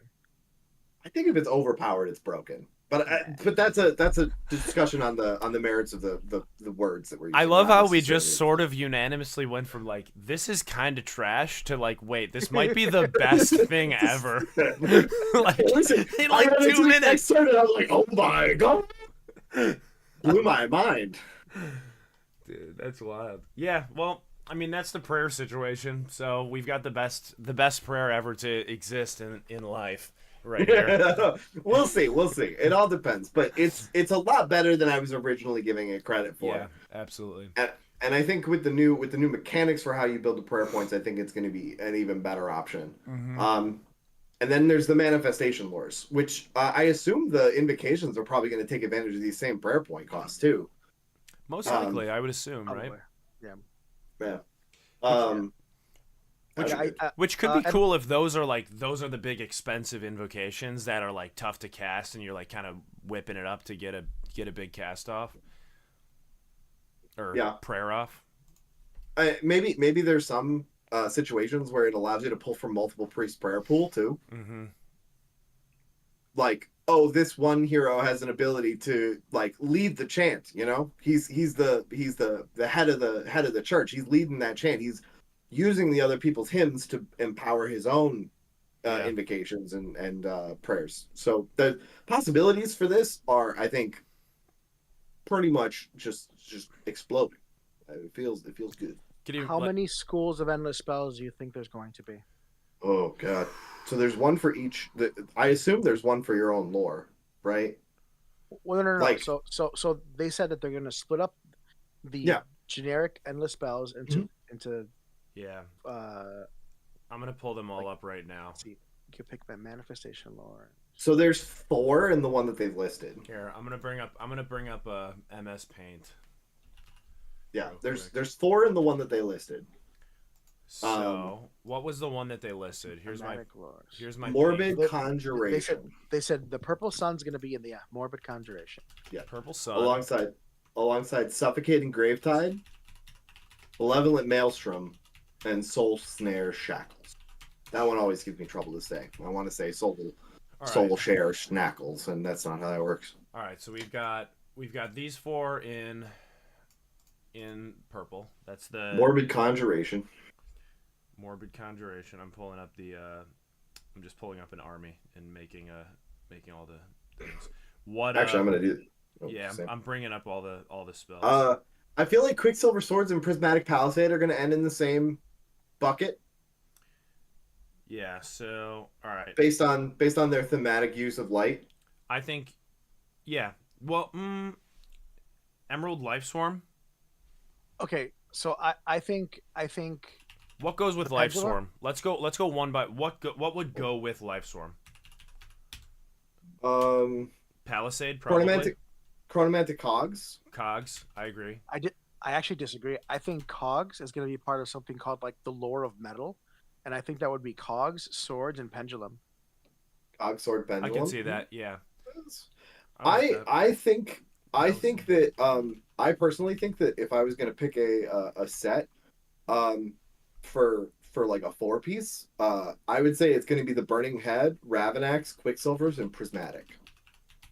Because all of them are bright thematic manifestations. The Quicksilver Swords have like yellow energy in the thing. Prismatic Palisade sort of like a yellowish energy. Ravanax is the same, and Burning Head is obviously. Did they say there's going to be 4 total spell lords? They didn't give a number. They didn't give a number. So we know it's Purple Sun's Gravetide, Maelstrom, Shackles. I think Life Swarm, Palisade, and Spell Portal will be one. Okay. Those 3. And then I think there will be I think Cogs. I think you're right. It's going to be Cogs, Pendulum, and how did Laoshans not get thrown in with the Purple Sun and the Gravetide? Honestly, I think that those will all be together. I think Laochan is going with the Horrorghast. Oh, you think it'll be like that box that was like you think that box will be together? Yeah, I think Laochan, Horrorghast, Shards of Valagor, and Soulscream Bridge. Yeah. Sure. That's my other four piece 'Cause that I'm calling. that's what I mean, they came together in a box. Like it's the Shaiish box, right? Yeah. Yeah. And they have a lot of thematic like link too. So the question is though, for armies that do have endless spells as part of their faction, Lumineth, OBR, all the armies that do, um, most of them in fact, uh, is that going to be its own manifestation lore that you have to take? Yes. Do you think It so? says some factions will have their own manifestations. Yeah. But I'm saying, is that going to preclude you from then taking a regular manifestation lore? And is there any way to take both? We don't. I don't think we know, obviously. Yeah. But Gemnids. it's an interesting thought experiment to figure out. Like, obviously, right now, Lumineth, um, is you're looking at Rune of Petrification and Umbral Spell Portal is like the two most taken. I would Yeah. say. I mean, maybe not now because Lumineth's kind of fallen off, but then we're trying all sorts of weird shit. Like I know the guy that Sam faced that was a Lumineth player had the shards, Yeah. the not the mana stones, The so that he could. the I forget what they're called. the two gems that like Hishian Twin Stones. Yeah. Yeah. He had those, and he was using them to cast. He was like charging them up and then using them to cast Blizzard, Yeah. which is think, kind of a dirty trick that I didn't think of until just now. I think Until Maelstrom. I said it. I think Maelstrom gets to put in with the jaws, the head, and the Geminids. No, we already know Maelstrom's Maelstrom's already in in. the other one. Oh. Unless. So is that all of them then? Is that everything? Yeah. Yeah. Unless you can take multiple. Unless there are multiple instances of the endless spells. Like Maelstrom might show up in the Morbid Conjuration, but it might show up with a different crew in a different spell manifestation one. I don't think they'll do that. I don't think they're going to do that, but it's a possibility. I think this is my final prediction, right here. Right. Sure. I'm locking it in. That's what I think. It's not bad. It's not That's what I bad. think it's gonna be. I gotta wait for it to update so Purple I can see Sun, Gravetide, Maelstrom Shackles. We know that one. Then Yep. Cogs, Pendulum Swords. That's one. Jaws, Burning Head, Gemnids, and then Life Swarm, Palisade, Spell Portal. That's what I think. Locking it in. I like it. Locking it in. All right, deleting that. I like it a lot. All right, let's get into combat, and then yeah, let's do that. Yeah. This was the big one. Combat in Age of Sigmar. Everything fights within 3 inches now. Yep. We've got a bunch of different like combat phase abilities. So, for example, the Ardboy's Shield Bash right here. Blood Sisters Crystal Touch. The way this all kind of works with the sequencing is player going first uses their sequence abilities first, or the player whose turn it is uses their abilities to go off. Then the opponent goes off all following that, and then we fight just like normal. So it's very clear cut what happens in what order. We have pile-in moves. This is, I think, probably the big change, right? Is how pile-ins work. Yes. This, for my understanding, other than this, pretty much everything else is sort of functioning relatively the same. So go ahead and read it out loud. But yeah, so pile-in moves here. Some abilities, such as fight abilities, allow the unit to make a short move called a pile-in, which is what we know and love as a pile-in today. If your unit is in combat, you can pick a enemy unit that your unit is in combat with to be the target of a pile-in move. Each model in your unit can move up to 3 inches. That move can pass through the combat ranges of any enemy units, but each model must end that move no further from the target unit. At the end of that move, your unit must still be in combat with all units that it was in combat with at the start of this move. So basically what this portion of it is saying is that if you have currently, if a model is closer to one unit and another model is closer to the other unit, you can't pile that one model away from one unit to get closer to the other one. They have to stay the same distance from those two units they're in combat with. Or now you basically you can't. I'm not explaining this well. you can't pile away from the unit you're in combat with. In this, you can move all around, but you have to stay within combat, basically, of everything that you're in combat with. You can't pile away from a you cannot pile away from a unit that is in combat with you at all. I didn't can't, explain that okay. well at all, but Okay. So you can you can pile away from a unit, but you still have to end in combat for it. So the yes, example that I kept thinking about in my head, right, is if my 20 wolves are trapped between two two units, models. right, I can make, if I have 20 wolves here, I can make 19 wolves move all of them in Mm-hmm. one direction towards and just surround the other unit. I have to have that 20th wolf still within 3 inches of that other unit Yeah. because I can't which is fine. I think this is great. I think it's So great. I think it's great because now I don't have to worry about model to model stuff or anything like that. Like this is So now I'm a little concerned here with the wording because the wording in this instance is not super clear. Um, the part that's got me concerned is but each model must end that move no further from the target unit. What is the target unit? Like you're not targeting a unit with this ability. It Yeah. never. you are No, you you are are. pick Pick an an enemy unit. Oh, Jinx. yeah, pick an Yeah. enemy unit you're in combat with to be the target of Of your the pilot. pylon. So you okay. select So that unit. You can move all your models towards it. You can flip, like, say you have say you're exactly 3 inches between, like, you're split between two things, and your guy with the big sword that has a big attack is, I guess it really doesn't matter anymore, Doesn't matter anymore. because you Yeah. can hit everything. So, Yep. but Yep. but you could spin the models around. You can move them around. I mean, also that doesn't matter either because you're allocating wounds to. That's a different thing here that changed as well. You're Yeah. allocating wounds to the unit, not a Yep. model in the unit. But This is great for big blocks of units that sometimes get trapped between yes, two units, which does happen. So it's pretty awesome. I really like it. I like the change. Um, yeah, you can still trap people with this.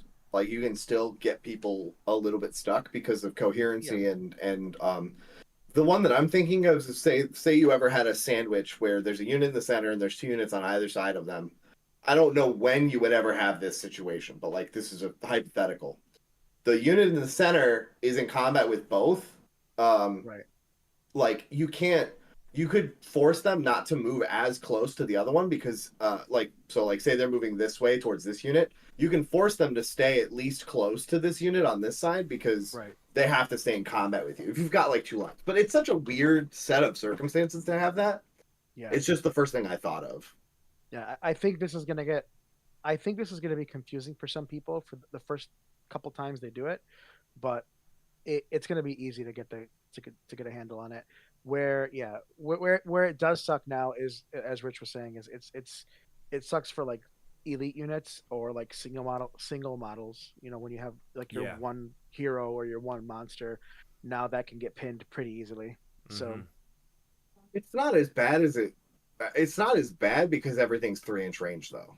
I Like know, but like there are well, like for like Stonehorns, there are so many instances where my Stonehorn is in base to base with two units, and I don't want to get slapped by one unit, so I pick the other unit and I move 3 inches pile so of that it, he yeah, can't pile in.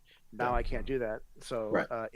it honestly it makes the game a bit more lethal for monsters now, which is fine. Yeah, If you want to increase lethality and make the game a little faster, that's fine by me. yeah. Yeah. I like this change. I think it's good. Um, it makes it it's a little bit easier. I think for new people to play, it's like, all right, if you're in combat, you just can't leave. Like you can't. If you're okay, you're within 3 inches, you can't get out. What I was trying to explain, kind of when I was explaining it, was like currently, if you're spread out and you're pinned between two units, and the combat ranges are there, and like the models have to pile in towards the closest unit that they're in combat, like the model is in combat with. So like a unit of 30 more tech guard could get pinned in the center, and you're stuck, right? That's still the case. It's still going to happen like that, but now if you're in combat with both, like the combat ranges overlap, you still have to stay within range. You can't like kind of do a janky screen to knock that one monster out and pile away.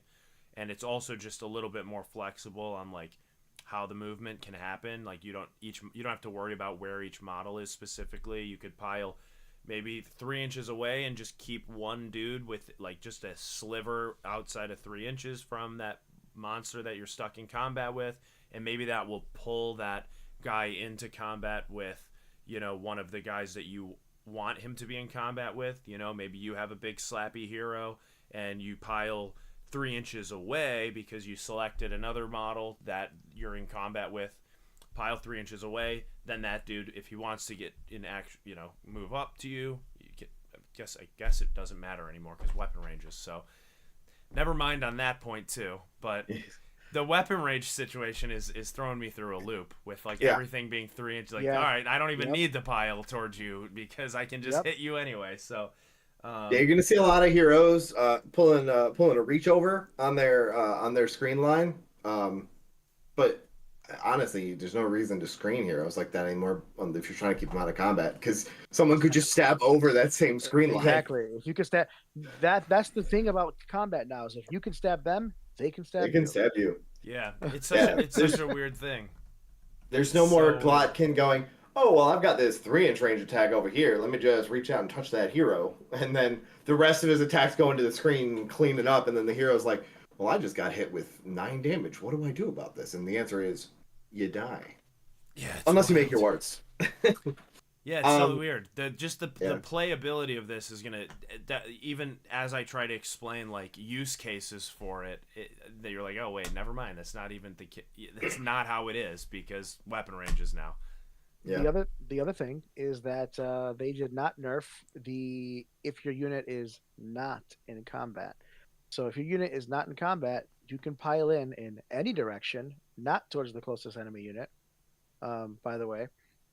And you can pass through and end within combat range. So this, I think, lends more credence to me thinking that they're going to nerf impact hits, because otherwise impact hits are too powerful now, because now you're literally increasing the range of things by a whole ass 6 inches. Because now my ogres can charge you, get rid of your screens, pile in an extra 3 inches, and then be in combat with you and then target you from 3 inches away, which they normally couldn't before.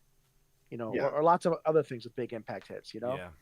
Or things with like crazy monstrous rampages, like, oh, my Glockin just charged you, 5 mortal wounds. Oh, you're dead. I'm gonna pile in. Now I have 3-inch reach. I feel like the Glockin having 3-inch reach is the only part of that that changed. Yeah. Well, yeah. Like everything, because Stonewars don't have 3-inch reach. Fun fact. No. Yeah, no, they're 2 inches with the horns and 1 inch with everything else. Yeah, so it's almost like I lost this army just recently. It's almost like I was doing this math. I think impact hits are gonna get nerfed. Yeah, I can see it. Yeah. I think it also just gives you the feeling of screening is just bizarrely different now. Like it completely different game. You pile in, you get within 3. Like you have to spread your units out unless you're open to being in combat with them. So the interesting thing about how these charges and pile-ins are all going to work is it seems like it's going to from screening out being keeping you away from my guys 2 inches behind me. It feels more like what they're going towards with screening elements is screening elements get a bonus that allows them to fight more effectively as a defensive force. Mm-hmm. So if we can look at the Vindictor War Scroll, this is a perfect example of this new, what feels like philosophy that they're going for. Yeah. The hold the shield wall effect, if this unit did not charge this turn and is in combat with an enemy unit that charged this turn, roll a dice on a 4+, that unit has strike first. Awesome. Phenomenal defensive ability. One that you have to play around, one that your opponent can decide to play into if he needs to. It's not uber punishing, but it synergizes really well with their weapon ability, which is anti-charge +1 rend. Mm-hmm. Now they're a little bit low on the attacks, but we're lowering lethality across the board, so it's not Yeah. that surprising. Um, threes and threes, Rend 1 or Rend 2 if they were charged. 1 damage pop, 2 attacks. No specialties. They do have a standard bearer keyword, which is 1 out of 5. Which we have no So idea what that means, right? I assume you can have one standard bearer per 5 models. Is what I think it's saying. Yeah, It's Correct. that the makes old sense. 1 in 10, 1 in 5, 1 in 3 But- shenanigans. But we But don't know what this why? is. I my current theory is that champion means +1 attack, musician is going to be +1 to run and charge, and standard bearer is going to be, wait for it, +1 to control. So this For unit every would count as 6 Two. on an objective So- or 10. So as long as you have a 10. standard bearer in the unit, your control level for that unit becomes 2. What happens if you reinforce it and you have 2 banners? Is it 20 stack or does dudes. it? Yeah. I don't think you go to No. 3. I think you stay at 2 and you No, just you think, don't you think you lose stay at that. 2. Yeah. Yeah. Yeah. The other thing to think of when we're talking about these Vindictor units is their warrior chamber, which means that when they're if you have that sub battle formation we talked about, we didn't actually talk about this battle formation last week because it wasn't that impactful. In this case, though, it seems like that battle formation will be way more impactful when you're looking at what the Vindictors can do as a whole. So that one is if a warrior chamber unit is within 12 inches or wholly within 12 inches of a unit from a different chamber, they get +1 to hit. Yeah. So Twos and threes, 2 rend, sure. 2s and 3s, 2 rend, 1 damage, striking first. Strike first, yeah. That kind of combo seems to be where they're looking at like creating these screening elements that are actually effective rather than just a wound soak and a spacing unit. Now I still don't think the Vindictors are hitting super hard. I think they're still a little bit pillow fisted with 2 attacks, even 3 for the champion, unless the champion just gives everyone +1 attack. No. The champion has +1 attack. Yeah. Yeah, I'm just saying. Maybe the champion's like stab better, boys, and they get a 3rd stab in. Who knows? But yeah, regardless, it's still it's a good step in the direction that we need to go in, you know? Yeah. Makes you wonder, like, what are Wardens gonna look like? What are these other War Scrolls that are similar to this gonna look like, you know? I think Warden should have anti-charge +2 rend. And on a 4-up, they do mortals on 2s. 2 ups. I don't know to hit. what. All No. mortals. No, I don't think that's how that's gonna work. I think what they should have is anti-charge of some description, and then their like hold the shield wall ability is mortals on their strikes on 5s or 4s. Yeah. Like If they have an ability to make it 5s, maybe 4s is the right call there, but like something to give them that slap back potential for power being of a Heesh, yeah. instead I of don't- having to cast it on them, They can just get it as actually part get of an it, yeah. anti-charge situation, or maybe they have to roll a dice and try to get it. Yeah, I would love that. That'd be nice. Croxagore, hit me with Oh, Oh, baby. Slurp, slurp, am I right? I mean, yeah. Listen, I didn't know you were into the lizard daddies, but yeah. 6 Yeah. wounds. 6 wounds, control 2, 4 attacks, 4s and 2s.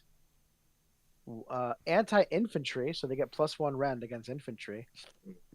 I love 4s and 2s. 2 damage? I Yeah, love I it. love 4s and 2s. I love 4s and 2s for sure. It's like they're not hitting shit, but when they hit, they fucking hit, dude. Wow. So you could be at potentially 2 rend 2 damage or 2 rend 3 damage with the Moonstone Hammer, which the Leader has, or one of them has. one of the them three. can one of the 3 can have the Moonstone Hammer. It's kind of So- weird that they don't have the champion keyword. It feels like they could have made that. Oh, that has been a thing. No, that's been a thing with Croxagores. Croxagores have never had the elite keyword or a champion. No, Croxagores could never issue commands to themselves. So I think in sort of keeping with that theme, they're not going to have a champion. But Now anybody can issue commands to themselves. Yeah. So, Yeah, so it doesn't My matter as my much. concern was that they called it out here in its own separate part of the War Scroll, where it says each model in this unit is armed with a Drake Bite Maul. 1 out of 3 models can replace this Drake Bite Maul with a Moonstone Hammer. I feel like you could have just had. I was thinking about it. I was thinking, why not just make a champion who has the Moonstone Hammer? But then I realized that it's probably similar amounts of words. It wouldn't change anything. So I think I understand why yeah. they did it the way they did. Well, It's then like, also it's like, you would only get one Moonstone Hammer if you reinforce them, instead of being able to get 2 Moonstone Hammers. Well, no, because I That's assume true. the champ. Well, actually, that's true. We don't know the champion. You probably Yeah, wouldn't the have 2 champion keyword. champions in a unit, you know? Yeah, the champion keyword didn't have the 1 out of 5 like the Yeah. banner. So that's true. I really like this unit. I think it's great. I think still having all out attack means that you're looking at probably 3s and 2s most times. oh yeah, and add 1 to the damage characteristic if this unit's 3s melee and weapons. 4s. 4 attacks, 4 damage. Yep, On yep. 2s and 2s if you all out attack them. Bye Mortec Guard. That's all I'm saying. Dude. That's all Well, I'm saying. so Mortec Guard are gone. here's the thing. We are looking at that. However, because we're looking at reinforcing going down, it may be possible they're not going to see too many 10 model units, but 10 models will be the max that most things can be. There's not a ton of things that are 10 models base. You know who is Ah, 10 A, models? lot, You a know who lot is of 10 models death based? is. More tech. Mortec Guard. More tech. Most of death is actually, now that I think about it. Lumineth. Uh, Wardens are 10. Sentinels are yeah, 10. that's true. That's true. That's true. But it's just those two then, right? Yeah. Because everything else is 5. The a lot of Cities the of River Sigmar Dancer stuff is dudes. 10. Cities of Sigmar, yeah. Oh, are the River Dancer dudes 10? Yeah. I'm really Rituals. looking forward to seeing their new War Scroll, because their War Scroll now feels a little bit clunky. Yeah. Thralls. It's gonna be hot though, I believe it. Reavers. Yeah. Yeah, I Thralls, guess Reavers, I a guess lot there's of elves. probably I guess there's I'm just so used to playing elite armies that are like 3s and 5s. The elite armies. Dude. Not like I'm playing them, but like I'm playing against them. Yeah. It's not super often that I honestly, most of the time it's because I'm running away from those big blocks now with my wind chargers, because I'm like, man, I can't kill that shit. Chaos Patrick's Chaos Warriors and Nighthaunt. Yeah, Almost everything. I'm Everything wrong. in I'm Nighthawk. wrong. I'm willing to say it. I said a thing and then didn't think about how many 10 model units there are. I'm just wrong. It's true. This will be very impactful. we could end up- 16 potential damage on 2s and 2s with 2 rend. One of the weapons from this unit. Rich just said he's wrong. We can end the stream. Okay. Well, so Wow. good night, folks. Wow. You've been great, Wow. guys. Subscribe to my YouTube channel. Clip it. There is one more thing I want to talk about the Croxagores, and that was something that we talked about in the Discord. The anti-infantry working against heroes. Yeah. I mean, these That's guys are going to kinda eat toxic. the shit out of heroes. Yeah. But honestly, I feel like that's thematically correct. For Yeah. Croxagore? They're- Sure. Yeah, they're not big- getting They're big boys. They're big boys. they're not getting the extra damage because he's obviously you're not having a hero with 10 models in a unit. But it still makes sense that Yeah. the big fuck off hammer and the 2 big fuck off hammers, because both the maul and the hammer are hammers. I mean, realistically, 3 big ass crocodiles with gigantic hammers get into a dude with a shield who's telling his people where to go. Yeah, He's that's gonzo, man. Like, yeah. That's I wonder what the war spawn are going to be. I think the war spawn are going to be anti-large. mm, That'd be that's interesting. possible. Croxagore being anti-infantry and war spawn being anti-large. That'd be. We that'd be haven't cool. we haven't seen what anti-large and anti-cavalry, if they're separate, is. It's got to um, be. It's got to be. And it's. I would be shocked. I would be assume. shocked if we don't see anti-cavalry and anti-large. so Oh, But sorry, we have- anti. question haven't for yet. you guys. How do you feel about the game going very clearly in a, I don't want to say rock, paper, scissors direction, but like it does sort of feel like a Fire Emblem-y style of thing, you know? Like, It's a combat triangle. yeah, there's a Yeah. combat triangle, things are better against each other. How do you guys feel about that? I think that's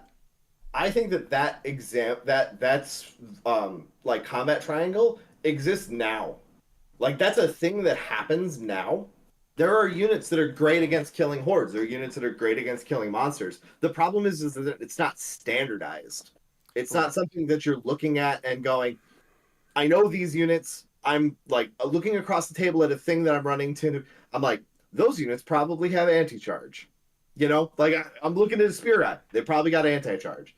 I'm looking at the Croxigors. I'm like, they probably fuck up my Mortec. 100%.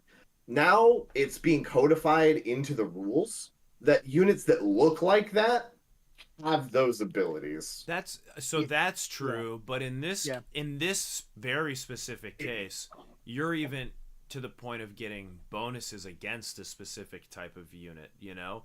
Which that to me, it's like I kind of like it, but I also think it's slightly dangerous. I, We I had think that already though. I think it could smooth out. I think it could smooth out the meta because you're not gonna. I would love to see it so that one single army doesn't have everything. I don't want to see an army that has anti-infantry and anti-cavalry and anti-monster and is good at this and is good at that because like it's really easy for you to feel that way now about certain armies, you know, especially like Soulblight and Osiark Bone Reapers. Yeah. Like there's this impression that that book can do it all depending on how you build your list, and I would like to see that go away. I would like to see it. I like the combat triangle if I'm being honest. Yeah. I think it'll improve the meta. And like I said, I already think it exists. Even if it's not like even if it's not a codified rule that exists, there are ways that the weapon profiles are set up now that make units better at killing certain things. Mm-hmm. You know, units that have high rend and high damage are great at killing your tanky heroes and monsters. But like high rend into high rend and low damage are not good at killing like infantry. Whereas high rend and low damage could be good at killing those tanky vindictors that you're trying to kill. You Yeah. know, oh, they're only 2 wounds a pop. I, if I've got threes, if I'm rocking the Kurnoth sights, that just eats vindictors. You're looking at 3 rend, 2 damage. Every attack goes through, kills a vindictor. You Mm-hmm. know, or actually, the other side of that coin is by codifying this and just making it easier to give every book something, like giving every book a unit that's good at anti-cavalry, a unit that's good at anti-monster, a unit that's good at anti-infantry. Well, then you get more mixed lists because you want to have a little bit of everything. Oh, I want to try to get this guy into his monster, and so now you kind of have this really fun strategic. Honestly, like it feels like a real battle. If you were to look at any like real fantasy, real fantasy, if you think about a standard, video game you've played Yeah. or a fantasy battle you've seen, like You want to have a there's a little balanced bit of, crew. yeah, there's a balanced Yeah. crew, there's a little bit of everything, and it's all about maneuvering your troops to, okay, we got to get, the cavalry into their troops, and then we're gonna do this, we're gonna bombard them with the ballista, and then it's I not just. I It's think you're gonna get. I think you have the potential here to get every book some really fun mixed thematic lists. I have a lot of faith in the direction, and I think that these are all positive changes, but there's a small part of me that looks at this and is sort of concerned that almost going in that direction that you just even mentioned, where everyone's taking a little bit of everything. Does it kill list building and kill flavor because like these units are somewhat locked into what their use case is? How I does don't that think work? I I don't I don't think know. so. It's just a little part of me that sort of worries. I think that because we've unlocked list building so much now, like when we're talking about list building now in fourth edition versus what we have been doing forever in third edition, It's much more we're flexible. it's much more flexible. So like you might run into someone that has the perfect counter to your army. But like let's just use an example of Skaven. Let's say someone was an absolute mad lad and took a million Doom Wheels. Sure, there's going to be someone that has an anti-large like heavy section, but the thing is that I think against like a normal balanced army that like someone might be taking to have the like the ability to interact with almost everything, like the million Doom Wheels list will just run over the parts that don't have that Mm-hmm. and then defeat and detail the parts that do. Yeah. Like as long as like because they're so fast, they're so mobile, you could just ride around the guys who are going to anti-charge you and charge everything you want, and then when the anti-charge guy's the only guys on the board, you just mop them up. Yeah. So Plus, in a lot of ways, you also have these new commands that allow for different things during the different phases, mm, which will allow you to more smartly play with your more specialized units across the board instead of having to sort of just it's it's more reactionary but less like I have to literally wait to react to see what you're going to charge into. You know, you can have a little bit more play around it and get your units that are good against something into a So I think I'm very positive on it. I just think there's a little bit in me that is slightly worried about maybe going too far in a direction of anti this, anti that on every single unit, you know? yeah, and I mean that's a possibility. These are all things that there could be units that just don't have those things. Yeah, we're You just not know, seeing them as much. we're just not seeing them. But I think that the balance to that is if someone decided to build a list that had anti everything in it, um, I feel like it's a jack of all trades, master of none scenario. Mm-hmm. True. Without being the better than a master of one, which is the actual second part of that idiom or statement. It's usually jack of all trades, master of none, but still better than a master of one. But in this case, I think it's jack of all trades, master of none, and you can still get run over by that master of one. Like that can still happen just because You mean like of 6 Stonehorns? yeah, like six Stonehorns against an army that's all anti-large. You could or not an army that has anti-large elements because they're mixing and matching to get one or like some of everything. Yeah. The Stonehorns will just run over the parts that aren't anti-large, and then when anti-large is the only thing, the Stonehorns go, "Cool, we're four Stonehorns. We'll run you over anyway." True. Yeah. Your anti-large means nothing to me because you have to kill four of us. Yeah. Um, we have not yet talked about the last part of this article, retreating. Hell yeah. I love this change as well. So, Thanks, I hate it. so it's now an ability used in the movement phase. Obviously, makes sense because that's when you were retreating anyway, most of the time. Um, pick a friendly unit that is in combat to use this ability. The effect is inflict D3 mortal damage on that unit, and that unit can move a distance up to its move characteristic. Can't move through combat ranges of enemy, or can move through combat ranges of enemy units, but cannot end that move within an enemy unit's combat range. Yeah. Um, You have any idea how many times I have retreated because I have 1 wound left and I don't want to die? oh yeah, This and is now bullshit. you just, This and is now you're bullshit. just gonna have to stick it. Fuck Nagash this. likes this too, because I get to hand a dust you at the end of every turn. Now, I'm out of Carlos, 4th edition. Carlos, I got you one better though, friend. You're like, oh no, my Stonehorn's at 1 wound at the end of combat. Power through. Now you're doing D3 mortal wounds and you're bouncing. It costs you a command point, but you save that command point if you think you're gonna get that low. You know? It's You're right. power through makes it such an interesting thing because it gives the larger units with more health something to do that would prevent them from just getting chipped down by getting tied up in combat and having to retreat all the time because they're not taking favorable combats. They can just say, "Hey, listen, I'm in this combat with all these anti-large spears, and I did my damage, and it's the end of the phase. I'm gonna bounce. I'm out. I don't want to be here at the start of my next movement phase. I want to be back there, and I'm gonna do it." Or I'm going to be behind you when they finally errata power through, to be correct. Yeah. Yeah. Power through is the natural counter to retreats costing D3 mortal damage. I think this hurts really the most for foot heroes. Like, this is bad for them. You know, a 5 wound, 6 wound hero. You take I don't 2 think so. damage, you survive a combat, and you're like, shit, dude, I gotta get out of here. They're powering through too, though. Only if they charged. Only if they charged. Yeah. I mean, yeah, I guess if you yeah, but So if we're talking if about your hero gets charged, you're Yeah, You're stuck.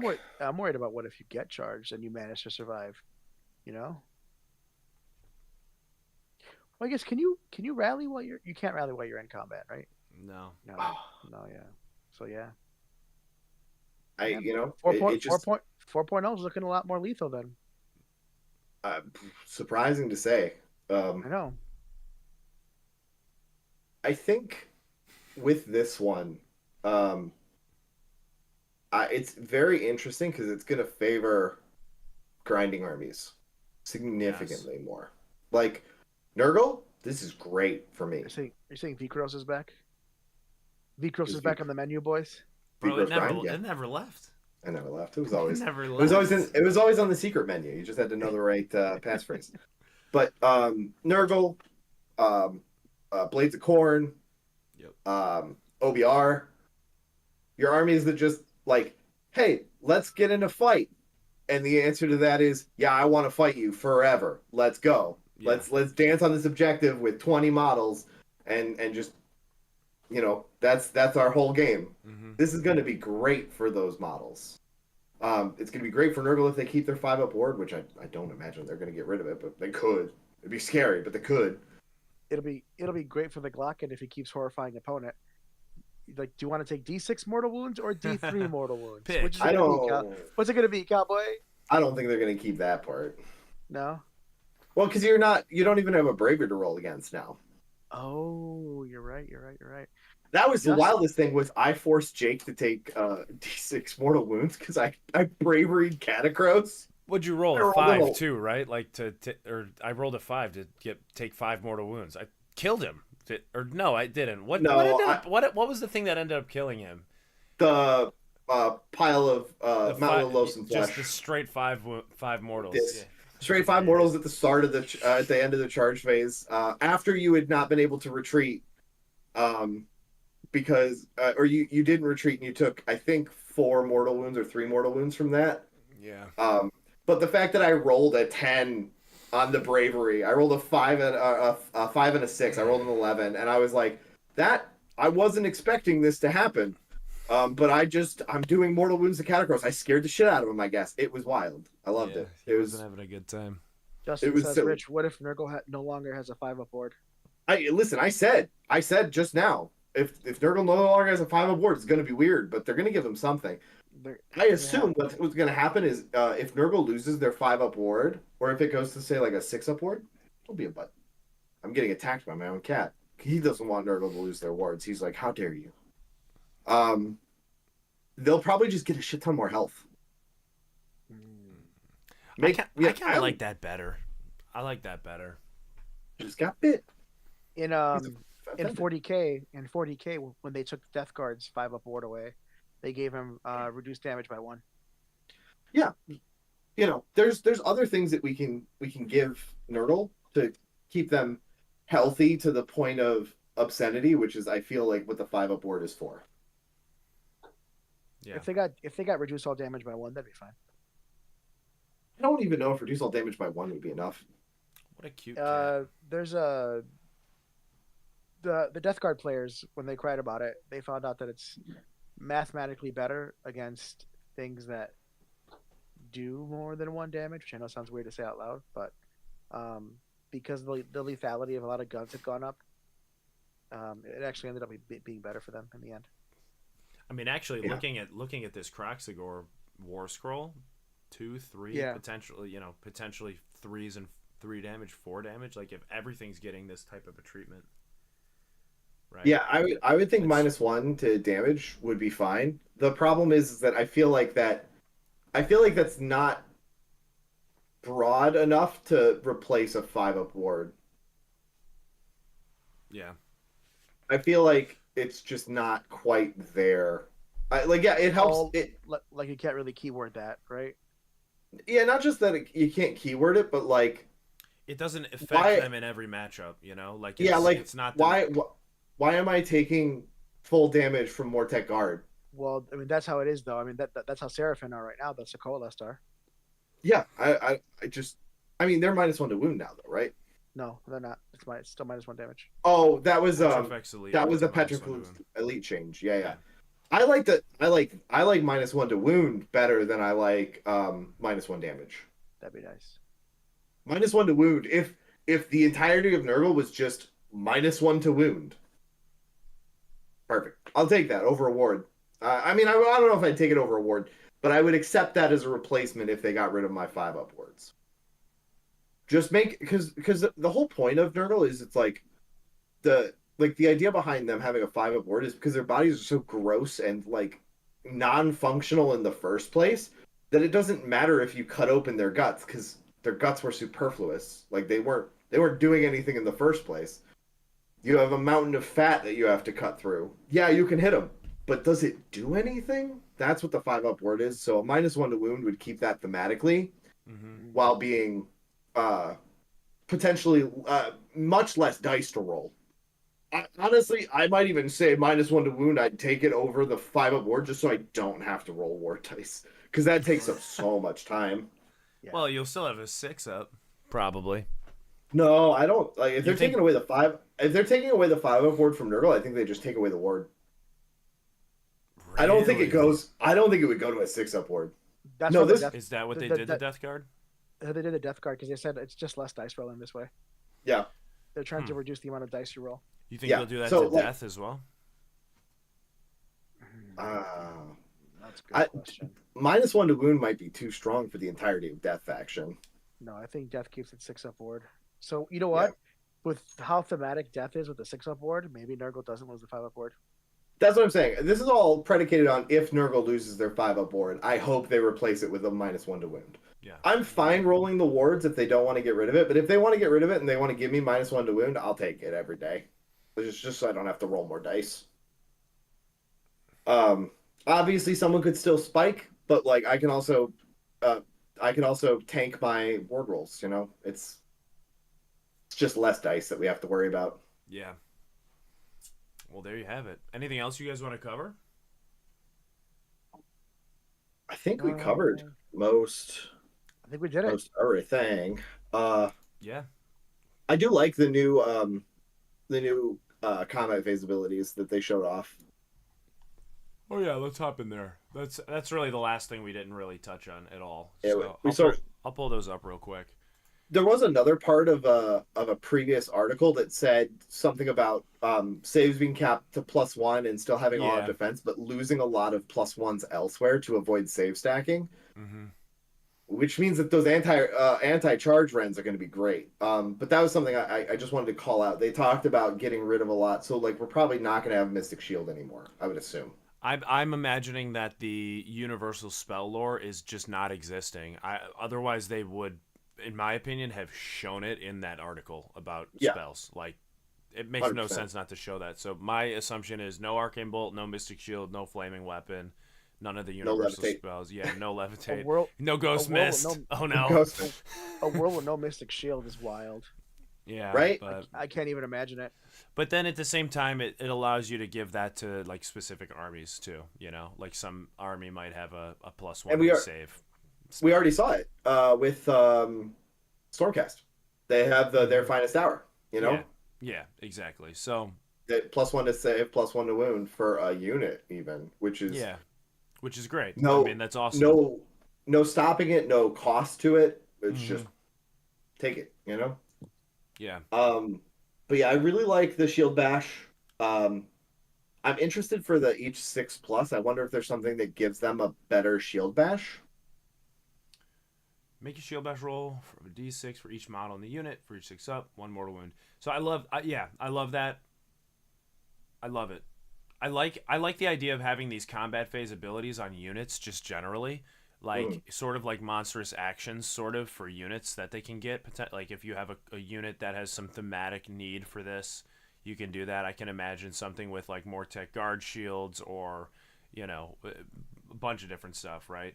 This is probably where you'll see stuff like stuff them in me net. Yeah, Yeah. exactly. Yeah. I love the new Crystal Touch because I think Crystal Touch used to be mortal wounds at the end of the combat phase, which just felt really awkward. Mm-hmm. It didn't make a lot of thematic sense because you're like, Yeah, why very at the powerful. end? Why at the end of everyone getting stabbed are you now just looking into the Medusa eyes? Like I feel like if you were in the middle of combat, you're doing it. Now it's you do it at the start of the combat phase, and it strikes last. Yeah, which is extremely scary to charge into that, right? The chance. Yeah, charge into it or to have it charge into you. Yeah, obviously not as good against like monsters Healthier and units. heroes, Yeah. but you have a big block of 1 wound trash that you want to charge into these guys, or they charge into you. Really easy to send in them, make them strike last, and then send in something else. It's just a cool tech piece, Yeah. So I love all the flavor that we're getting out of this kind of stuff. I think it's good. Yeah, charge is the same, fight's pretty much the same. Yeah. I think that's it. I think we hit everything. Yeah. Yeah, that's all of it. Cool. Well, to recap, Brewski was awesome. Amazing event. Shout out to Carlos for the 5-0. Shout out to Rich for beating the shit out of me. Shout out to Sam for the 4-1 as well. Yeah. Awesome stuff. Oh, yeah. Kamran as well from the dojo with a 4-1. Shout out to him. Did anyone else get 4-1 that we know? Like from like the Mergank? Mergank, got a yeah, 4-1. Mergank with the 4-1. With the only loss to Carlos, which is huge. Yeah. That was a spicy game. Yeah. Minor loss to Carlos, Yeah. No, Yeah. yeah. He didn't make it easy. Let's see here. I mean, a lot of these people I know. Yeah, like a lot of people. Brandon Flynn is one of my Michigan rivals, so that shout out to him. 4-1. Jack Haywood, great guy from Cobra Kai, 4-1. Mhm. Nick True, one of the best games of Warhammer I still have played to date. Yeah, I love Nick. 4-1, great guy. Mike Roush, yeah. obviously, with the 5-0. Yep. Yeah, Big legend. Yep. I love seeing like a successful 11-year-old, like really running away with like oh my god, it's crazy That's to see, toxic. it's crazy to see someone that's so young, like a 10-year-old like that just taking away tournaments left and right. It's phenomenal. But yeah, other than that, so yeah, Brewski was awesome. Great new changes, and that pizza was not really that good. So Damn. that's all we got. Next I'll week, let you guys know next week if the Red Baron's any better. I'm getting it too. So we're in this together. Send me a picture of what it looks like, and I will buy it, and I will eat that pizza. Every Monday, new pizza. I'm here for it. All right. I don't know about that. That seems a little excessive. So like until next week, may your dice chip and shatter. Wow. Whoa. Chip and shadow. It's pretty aggressive. Wow. Rude. Wow. All right. Wow. Well, that's all she wrote. I will see y'all next week. See you Monday, and looking forward to the good news from the rest of the week. Yep. I'm assuming a lot of good stuff this week. So Let's hope so. Battle let's plans, see what baby. models we get. Battle plans. Yeah. Oh, this is gonna be the juice. All right, guys. See you next time.